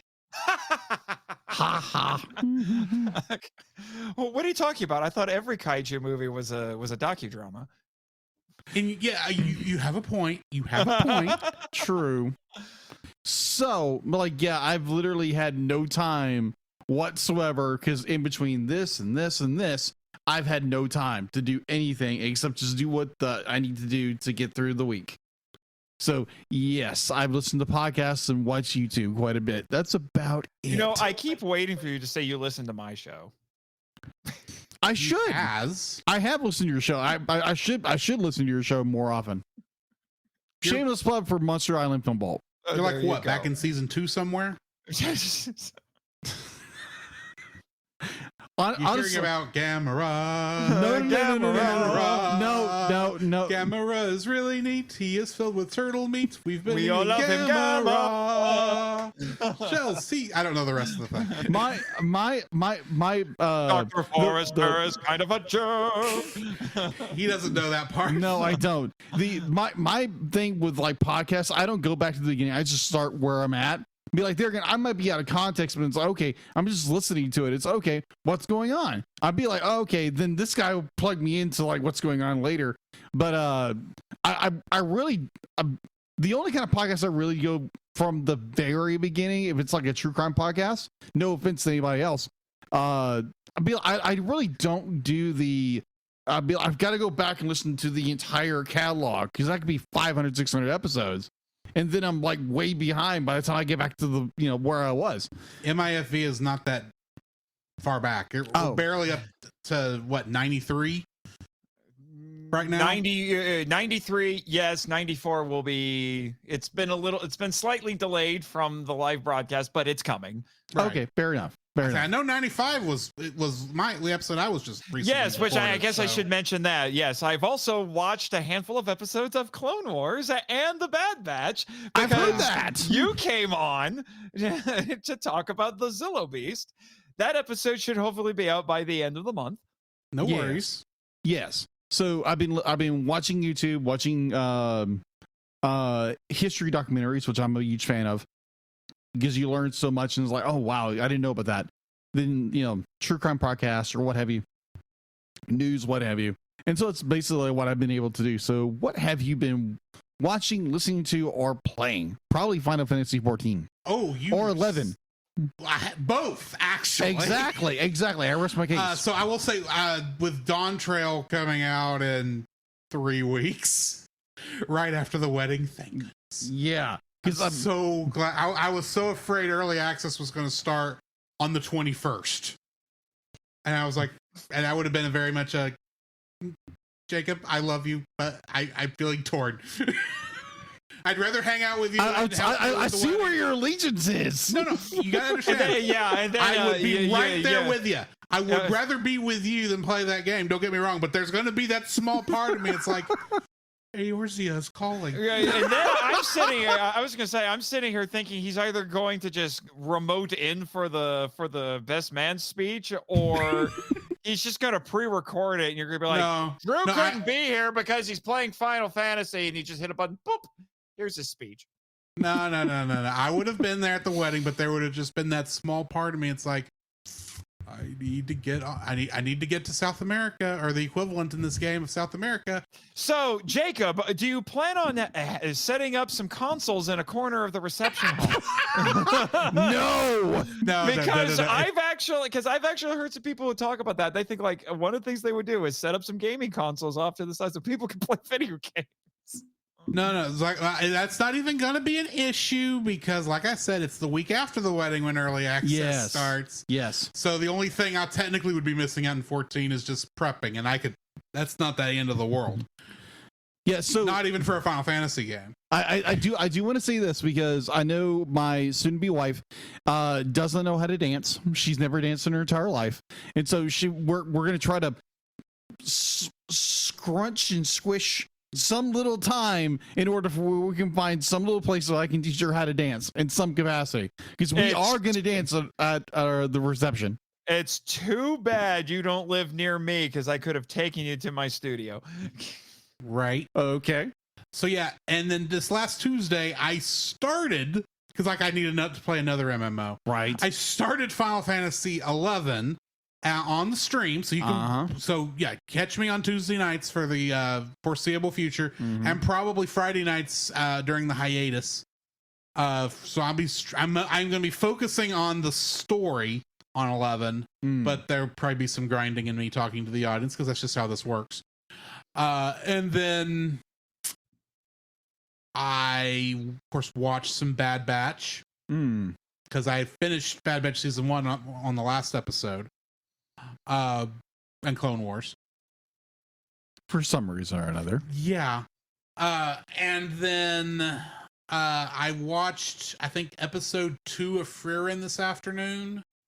It's a good show. I highly suggest this anime. Of what? Frieren, Beyond Journey's End. Oh, Frieren. Okay. Yes, it is about an elf who was a part of an adventuring party that defeated the Demon Lord. And it's been a couple years since then. All her party members are aging and she is not. And she's coming to realize she probably should have spent more time around them. And I don't want to get too far into it without spoiling things, but it's actually quite cozy. Oh, okay. For a fantasy adventure story. Yeah. Actually, I should mention, I have continued to watch Spy Family in conjunction with your episodes. That will be starting back in August. Speaking yeah, of I'm which, a little upset because now I'm like, I don't have an after show. It's just the way things timed, because if we kept going, we'd probably have only gotten to Bond by this time, for being honest. Yeah. But we will get back to Spy Family. Do not get me wrong. That is one we plan on finishing. I don't know how we're going to do season 2 since it's on Crunchyroll still, and no, it's on Disney Plus. No, and you are going to yes, it is on Disney Plus. Yeah, well, no, and the first 24 episodes are no. I think the first season. No, I think the second first season is on Blu-ray. Yeah, no, I'm thinking the second season is on Hulu. It's just not dubbed. Right. But hopefully by then, maybe the dub will be out on Hulu, since it'll have been a while since it finished on Crunchyroll. But and maybe we'll get Crunchyroll to work. I don't know. Yeah, maybe. Yeah. Other than that, I think that's it, because I can't bring myself to watch The Acolyte. I can't either. So I'm glad you hate it more than the prequels.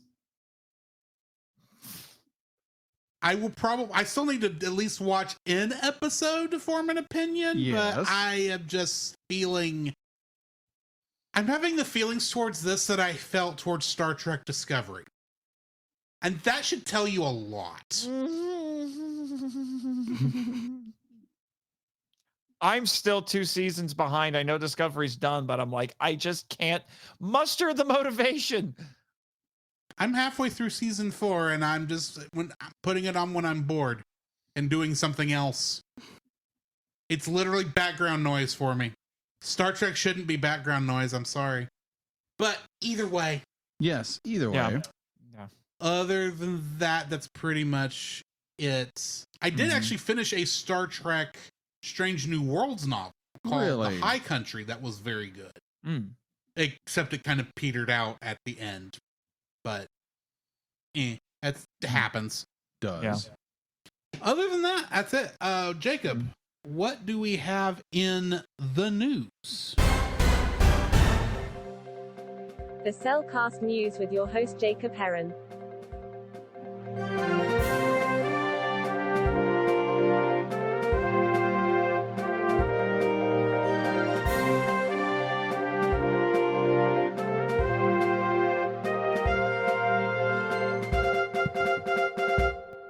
Why you think you deal it?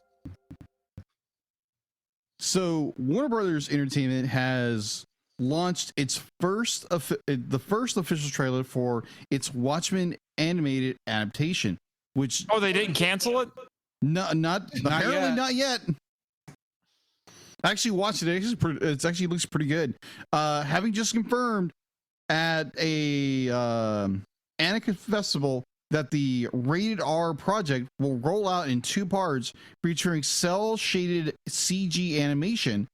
Chapter 1 is due out this year, possibly as soon as August, with the second coming in 2025.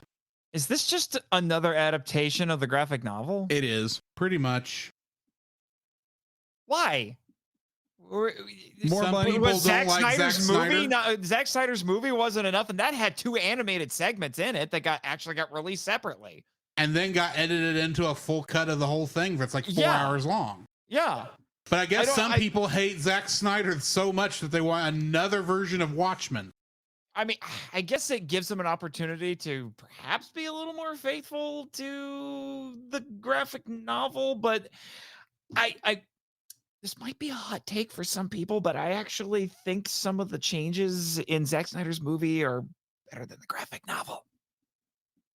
Don't disagree. That being said, I'd never want to read the novel or watch the movie again.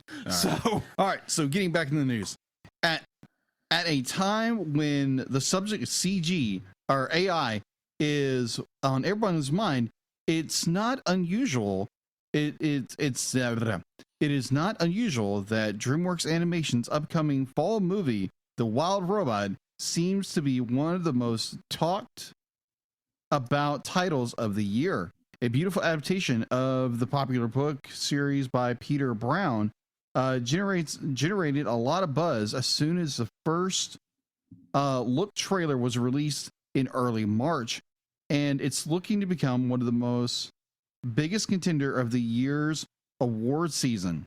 Okay, a little weird. The Wild Ones is directed and written by Chris Sanders, who also did How to Train Your Dragon and surprise, surprise, Lilo and Stitch. Let's see. It's supposed to be a robot. It gets crashed on an island and apparently makes friends with a bunch of animals. Which this film is being released through Universal Pictures. Will release DreamWorks animated The Wild Robot in theaters on September 27th. And last bit of news. Disney Pixar's newest animated feature, Inside Out 2, the movie, which is set to play in 4,300 theaters, will have a premiere showing at 3 p.m. Apparently the day of this news. I didn't read when it was released. The first Inside Out movie had $90.4 million opening in 2015, where it went on to make $356.9 million in the United States and $858.8 million worldwide.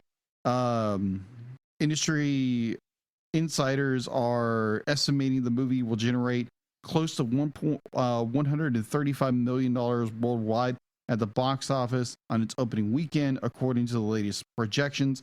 The movie might deliver $85 million to $90 million in the United States alone. Animation lovers are also crossing their fingers that the movie will firm up everyone's faith in the magic of Pixar. So that is what I have in the news. I found something literally as you were giving this that you are probably going to be interested in. Okay. Scooby-Doo anime. What? Bruh? I'm getting this off Gizmodo. Admittedly, I saw it first on Facebook, and then said I had to Google this. Find a better thing than whoever I saw it from. It's going to be called Go-Go Mystery Machine. And according to this article, following the recent announcement of a live-action series at Netflix, Variety reports a new Scooby-Doo animated series is also now in development at Cartoon Network, described as Scooby Does Anime.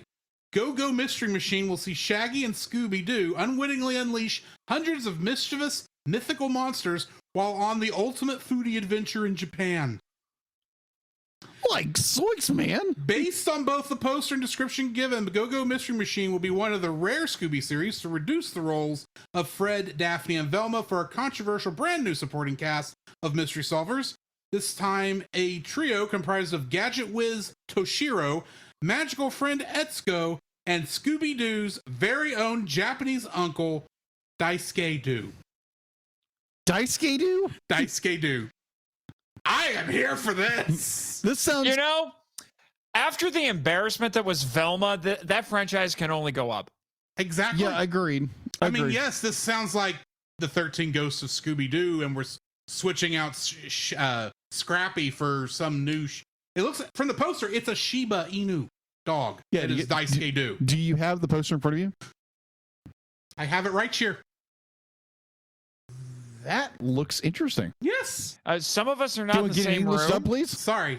Let me put it on Jacob's camera because it's easier for me to get to. Wow.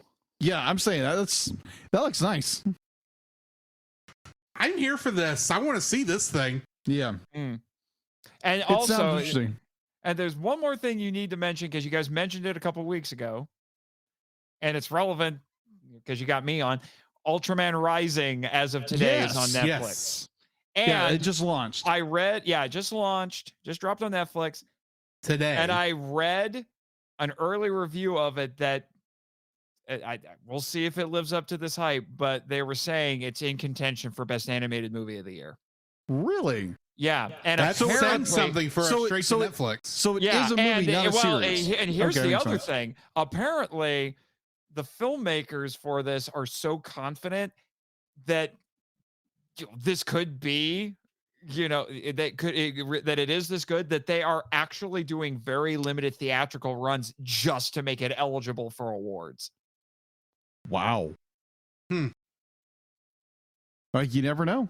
Yeah, you do never know. You That never would know. that would It's so absolutely early be in the wild. season. So How wild would it be if we have Godzilla Minus One winning the Oscar for Best Special Effects this year, and then next year Ultraman Rising wins Best Animated Feature? that would be a very impressive. Next thing you're going to tell me is that there's an American Common Writer thing that's going to come out, and then it's going to be the Shin trilogy, but better. I like Shin Ultraman. Okay, I like Shin Ultraman too. I think Shin Godzilla was better. We'll get into that, I'm sure. At a later date. But I will tell you right now. If anybody in America is going to direct a Hollywood Kamen Rider, I can already tell you who it's going to be. James Who? Gunn.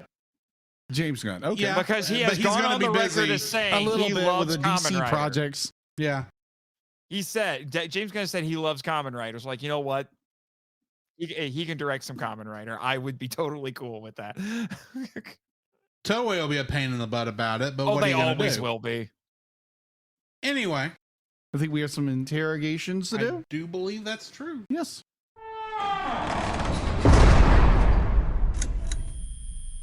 Interrogation. So, like most of our listeners know, whenever we have a guest on, we do interrogations to test their knowledge of animated movies and TV shows and to gain a greater understanding of who our guest is. So, Nate. And so now our most interrogated. Yes, I believe me. At this point, it feels like it. Sure, Jimmy. I'll remember the interrogation training you gave me once. So, But Nate. first off, you said you had a retraction. Yeah, you had a rebuttal. Retraction. Because the last time you asked me what's the worst animated kaiju thing I'd ever seen, I said those other two King Kong movies. It dawned on me that no, that is in fact not the worst one. I wish I could remember the title of the dang thing. I'm gonna have to look it up. It was released by SRS Cinema, which tends to release either obscure, amazing movies or Z-grade schlock. There is no middle ground with them. What is it called? But there's one that they have, and I'm probably gonna. It has a word salad title, but it's what is it? It's like Dragon Lizard Lords or something like that. Okay. And it looks like somebody's Godzilla fan film that they tweaked slightly, so it wasn't Godzilla, and then they got SRS to release it. Yeah, there was the same guy made an animated sequel, and it only makes slightly more sense than the original movie. Okay. Okay. And because the first one is just total nonsense. It makes no sense. Would And the name of this movie be Dragon Lizard Lord Super Monsters? That's the original. That's the original. I'm trying to find the name of the sequel. And I'm having a little bit of trouble finding that. I thought I found the listing for the original, but it's not listing the sequel to me. It says full-length animated sequel, but I'm trying to find, because they did release that separately. But that is the worst anime, because it looks like it was made on like 2002 Flash. The animated one being Hammer of Draco, Wrath of Dragons? Yes. I had to scroll up from the listing to see it because it is listed in that paragraph right above it. Yeah. Oh man. Because Dragon Lizard Lord Super Monsters is just 90 minutes of nonsense with a lot of okay metal music put to it. It looks like it was filmed in somebody's backyard and at a local parking lot late at night. And I can't make heads or tails of what it actually is. And then the animated sequel has something that resembles a plot. And actually, that happens. Something of a story, whereas the first one, I don't know what the heck was going on in that. It was just like a metalhead's fever dream. And then this one, yeah, if you look it up, it looks like it was made on Flash in 2002. It's I'm just like, what even is this? This is like this was like on Newgrounds, 20 years ago, and then somebody convinced somebody to put it on Blu-ray and charge people $20 to watch it. Wow. I will say this: I have met the guy who made it, and he was very proud of both of these things, and was happy that SRS released them, and said that, particularly working on Dragon Lizard Lords, it helped get him through a very rough patch in his life. So I'm like, I'm nicer to it because I know it means a lot to him, but it's not great. Okay. All right. So on to interrogation. All right. So in the world of anime, who would be your girlfriend? Oh, mother trucker. You're asking me who is my waifu? Yes. Yes, I'm asking you your waifu. Who is your waifu? Tell us now. Tell us now. Nate Marchand.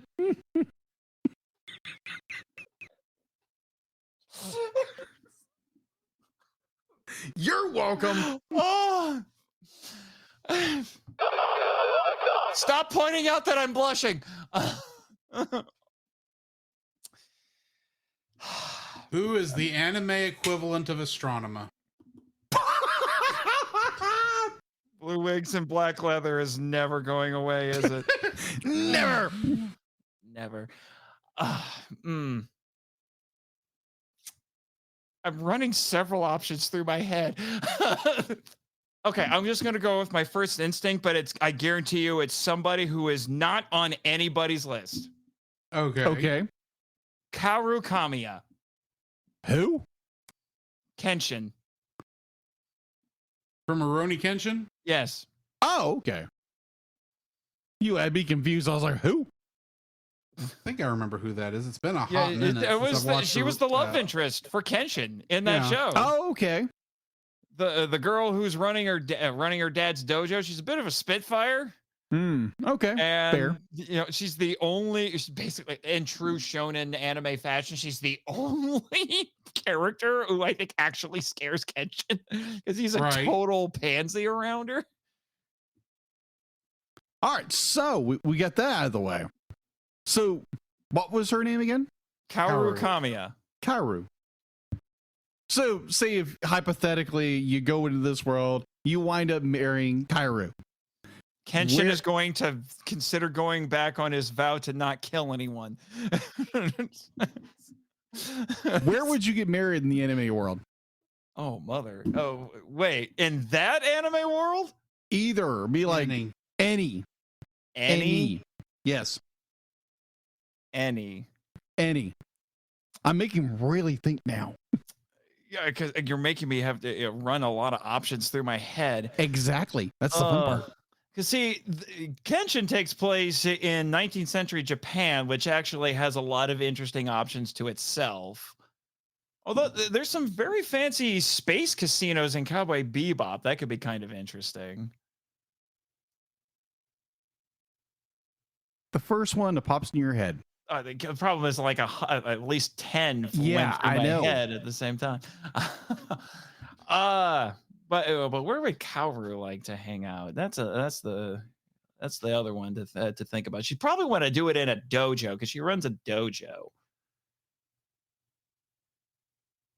You know what? It would probably have to be at her dojo. Because the dojo is very important to her. Okay. Fair enough. I know that's kind of a really simple answer, kind of an easy answer, but that would probably make the most sense. Because I don't think she would, because the other place would be a little too foreign to her. You take her to a couple hundred years in the future, she's just going to be very confused.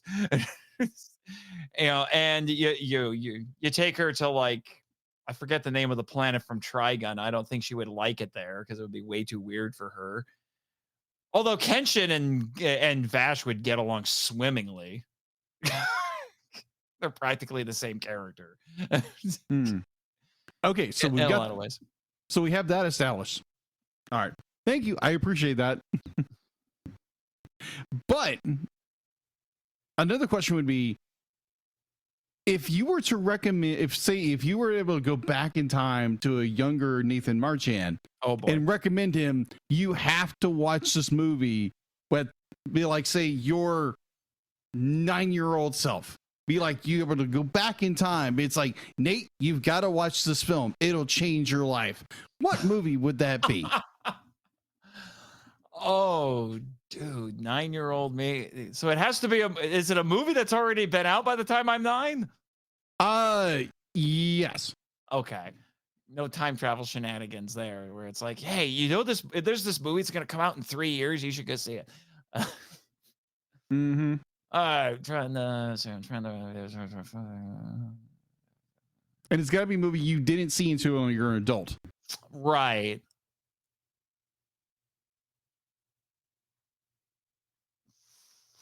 Oh, man. Oh, so many options. Making me really think. Exactly. This is the fun. Editing. I'm trying to vamp so that I can save Drew some editing time. I appreciate that. Shut up, Jimmy. Actually, thank you for piping in, Jimmy. That's perfect. War in Space. War in Space. War in The Space, Japanese knockoff Star Wars film. Okay. The Toho's knockoff Star Wars movie. Because little did I know, after I saw that interesting little docudrama, that one of the stars of the movie would become one of my best friends. Huh. Interesting. So here's another one. So what was ever since you are a huge kaiju lover, or all within that gamma of storytelling. Gamera? Yeah, gamma. I think you meant gamut. Yeah, gamut. But it That's came I out was using play on words. Come on. Play with me. You see, I couldn't tell if you were making a joke or if that was a classic Jacob slip up. It could be both. It could be both. Yeah, I was trying to play it as a pun, but then I just used the wrong word. Surprise, surprise. So is this an example of the most popular meme from another movie you guys reviewed last month? Why not both? both, definitely both. So what movie was the movie that galvanized your love for kaiju? Terror of Mechagodzilla. Terror of Mechagodzilla. That was my first Godzilla film, and really, and the funny thing is, I only saw about half of it, but it intrigued me, and then I started investigating Godzilla even more, and that turned into a rabbit hole. And then the funny thing was, I actually got a little obsessed with finding Terror of Mechagodzilla because it was a little more difficult to find than I thought it would be. And, you know, because I wanted to see the rest of it.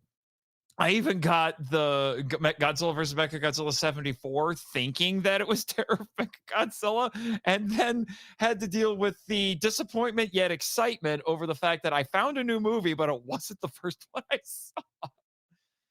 So that it would definitely have to be that one because it opened because it broadened my world at that point. It opened me up to all of that. Now I had seen some things that were tokusatsu like Power Rangers before that, but it was seeing Terror of Mechagodzilla that sent me down the trajectory that brought me to where I am now. I gotcha. What turned you into the kaiju lover you are? Oh, I told you it was that one. Yeah. Oh, okay. So I'm having trouble understanding the question here because I thought I answered. He had moved on to the next question. No, I had not moved on to the next question. I was like, oh, okay, that makes sense. Oh, okay. Yes. Misunderstood that. Yeah, it's all good. It's all good. Misunderstandings are just misunderstandings. I have confused the interrogator. That's not hard to do sometimes, dude. Be like you throw you throw something shiny and be like, I might go look at it for a minute. Where are my keys? Where are my keys? Ooh, shiny. Squirrel. The fact that we have not reviewed that film is a travesty. Squirrel? Up? Oh, Up. You need I was like, to. wait, there's a movie called Squirrel? Probably somewhere. Probably some really, really bad film called Squirrel. I can think of a couple of movies with hyperactive squirrels in them. Oh, okay. Name one of them. Ice Age. Hoodwinked. Hoodwink, okay. That's over the head. Over the head. Ice Age is not technically, he's not a squirrel. But he's squirrel-ish. Okay. Prehistoric. Scrat is half squirrel, half rat. Okay, here's one. What is your favorite animated movie that has a dog in it? Okay, dog. He literally thought this up right here. I did. Is the dog the main character? No, doesn't have to be the character. Okay, it just has a dog in it. Yeah, either a support character or just be like, oh, he's best dog or she's best dog, whatever. Trying to think of something that would be more obviously on brand for me. Because the first thing that went through my mind that I don't necessarily want to go with this one because we just talked about it is Up, because I do love Pixar. Yeah. And I do love Up. I mean, it could be funny and like, does Snake Eyes have his wolf in the G.I. Joe movie? I forget. I don't remember. No, I don't remember. I don't remember if he does or not. I don't even remember how much Snake Timber Eyes doesn't show up, far as I remember. Yeah, maybe in one of them he does, but he's like a here and gone. Were any of Soundwave's cassettes dogs? I don't think so. Ravage was a they were. I think there was a wolf. There's a wolf. Yeah, there's a wolf. Was there a wolf? Yeah, one of them's a wolf. One of them was a wolf. Oh, you had asked. Which one is the wolf? I don't remember the wolf. Now I'm confused. Now I'm just there. And was he in the movie? That's the important part. No, there's the cat. That's Ravage. Ravage is a panther. Yeah, Ravage is a panther. That's right. And then you have Rat Bat and Laserbeak and yeah. So I guess that doesn't count. So I guess we'll just go with the easy answer of Up at this point. Okay. All right. In terms of animated dogs. Yes. Unless Drew can think of anything else, I think it's in the interrogation. Scooby-Doo. Where are you? Anyway. You're answering the question with a question, I see. Yes, apparently. I can't think of anything else. I was thinking, what would be other movies that y'all would have seen with dogs in them? And I'm like, Scooby-Doo is the most obvious. That's true. Yeah, Scooby-Doo is an obvious one, yeah. So but maybe Zombie Island? I am nowhere close Island, to yes. I am nowhere close to the hardcore Scooby-Doo fan that is Jacob. I mean, Scooby-Doo on Zombie Island would be a good choice. Oh yeah, it's a good movie. And it's kind of on brand. Kinda. But I haven't seen now, that one. Mind you, most you people haven't seen it. No. Oh, it's so good. You need to watch it. It's the best one. Yeah. Don't watch the second one because apparently it's trash. I haven't seen it yet. But Oh, I'm What- still tempted to force you to watch the Cyber Chase. That's a trip. I can imagine. So yeah, I think that's the interrogation. All right. Except I'm still sitting here racking my brain. It's like I need another animated dog movie. Well, while you're trying to think of another animated dog movie, it's time for some shameless self-promotion. How many of my catchphrases are you going? Well, I've already said it a couple times this episode. You have. But I kind of have to do it now. Yeah, So why don't you tell us where we can find you, Nate? As if we don't know. Yeah. We don't know. Maybe your listeners don't know. But I am Nate Marchand, the traveling film curator and host of the Monster Island Film Vault, a podcast seeking entertainment and enlightenment through tokusatsu. We are a film appreciation podcast talking about all manner of kaiju and tokusatsu films. I know that sounds kind of strange, but it actually makes sense when you when you listen to the show, because we take these things seriously, which they should be taken seriously, even when they're kind of silly. And I do loads more research than most people should be doing on these movies to put them into their proper historical and cultural context. And then relatedly, because both of these shows have technically wrapped up, but as Drew was mentioning earlier, because he was my temporary co-host for a while, on Henshin Men, which was a Henshin Hero Television podcast. And you came on, you watched about 10 episodes or so of Kamen Rider with me. I reviewed 10 episodes. Yeah. I watched about 20 because Yeah, I had you to did. figure out what on earth is going on. What is going on? So I had to back up of. Well, I think I backed up to when the Egyptian guy was the main villain. Egypt. Oh no, the Ambassador Hell. Ambassador Hell, yes. I couldn't think of who his name was. Yeah, it took me a second there because there's like other characters named Hell with ranks. Right. Yeah, we're not going to talk about Commander Hell, okay? I know he caused you all your problems during the war in space, but we don't need to talk about it. And now he's the president of the board, but whatever. So there was that one. That is wrapped up though. But the other one that is even more well-known is the Power Trip, a journey through the Power Rangers franchise, which Drew, you were on for an episode on that one. We talked about Car Ranger. And that was a very interesting discussion and an interesting show to watch because like you say, we don't talk about Turbo. Whoa. Except I watched all of Turbo again. Before I watched Car Ranger. Well, no. You had never seen all of Turbo before. I had never seen all of Turbo, so I had to answer in order to honestly answer the question, who did it better?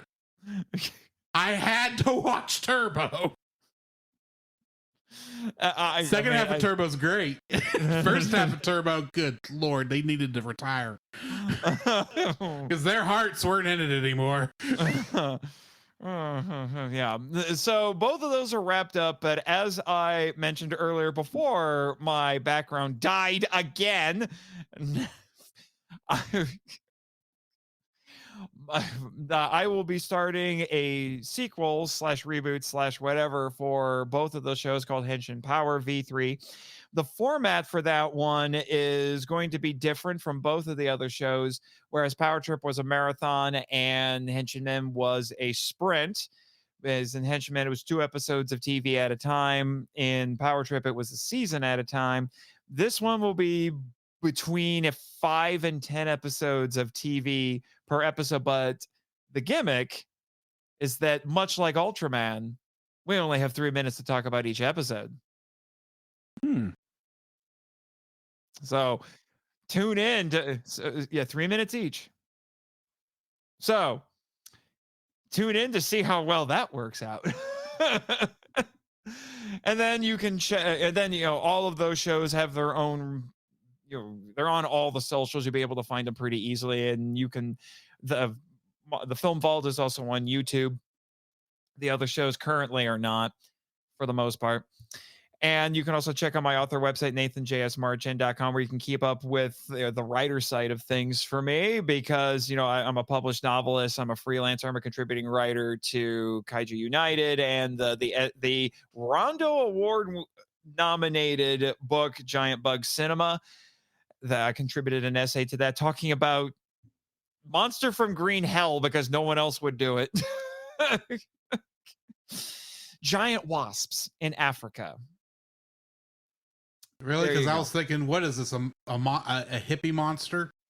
It's like the space hippies from that one Star Trek episode. Oh man, weren't there a couple of? There's a couple of those, wasn't there? Yeah, I'm but thinking there's of one I'm mainly thinking of. the apple.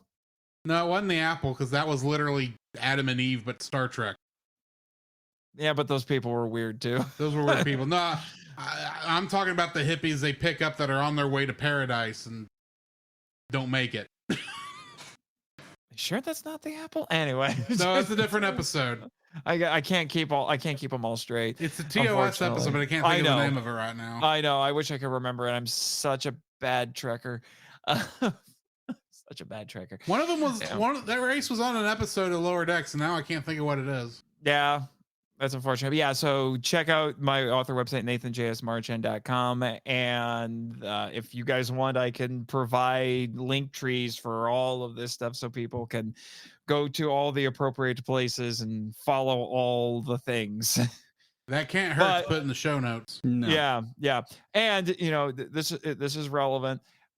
We do, I mentioned it before, but there is an upcoming episode that should be on the feed by the end of the month that features Drew. You guys sponsored an episode. Jacob was too busy to make it because he's got more important things to do, obviously. But we Drew was on recently talking about the Zillow Beast saga, as we were calling it.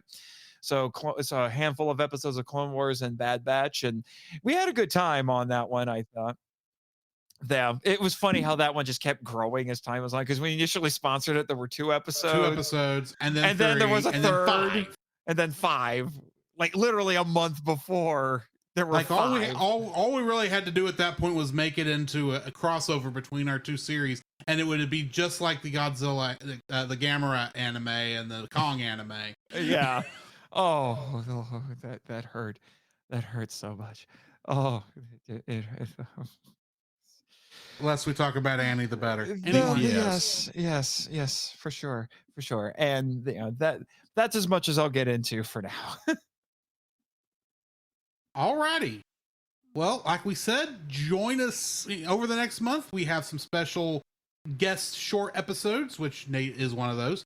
So and thank you, by the way, for doing that, because I'm eternally grateful. Let me have my honeymoon, my wife, soon to be wife.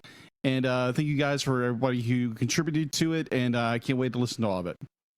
And come back for into the feed for live shows starting first week of August. We will announce when live shows are returning when we get closer. So join us for that. In the meantime, however, this has been Drew. This is Jacob. And Nathan. And we'll catch you in the next frame. You can follow Jacob on his Facebook at Jacob B. Heron. His Facebook page, Jacob's Daily Art Corner, where he tries to draw each and every day. His Instagram at Jacob B. Heron. His Twitter at Jacob Heron. And his letterboxd at Jacob Heron. You can find Drew on Facebook at Drew Dodgen. His Facebook page, Drew's Photo Bin, to see his photography. His letterboxd page at GGeorge759. His Twitter at GGeorge759. And Instagram at Drew Dodgen. You can like us on Facebook at the Cellcast Podcast, on Twitch at the Cellcast Gaming, on YouTube at Cellcast, on Twitter at cast_cell. The Cellcast can be found at Apple Podcasts, Google Play Podcasts, Stitcher, Spotify, or anywhere else fine podcasts are downloaded from. Please rate and review us where you found us, and also on Podchaser. Email us at thecellcastpodcast@gmail.com. The Cellcast is a proud member of both the Pop Americana and Culture Box media networks. For more information, please see the link in the description. Our theme song is Drop and Roll by Silent Partner. And remember, that's Cell, with a single L.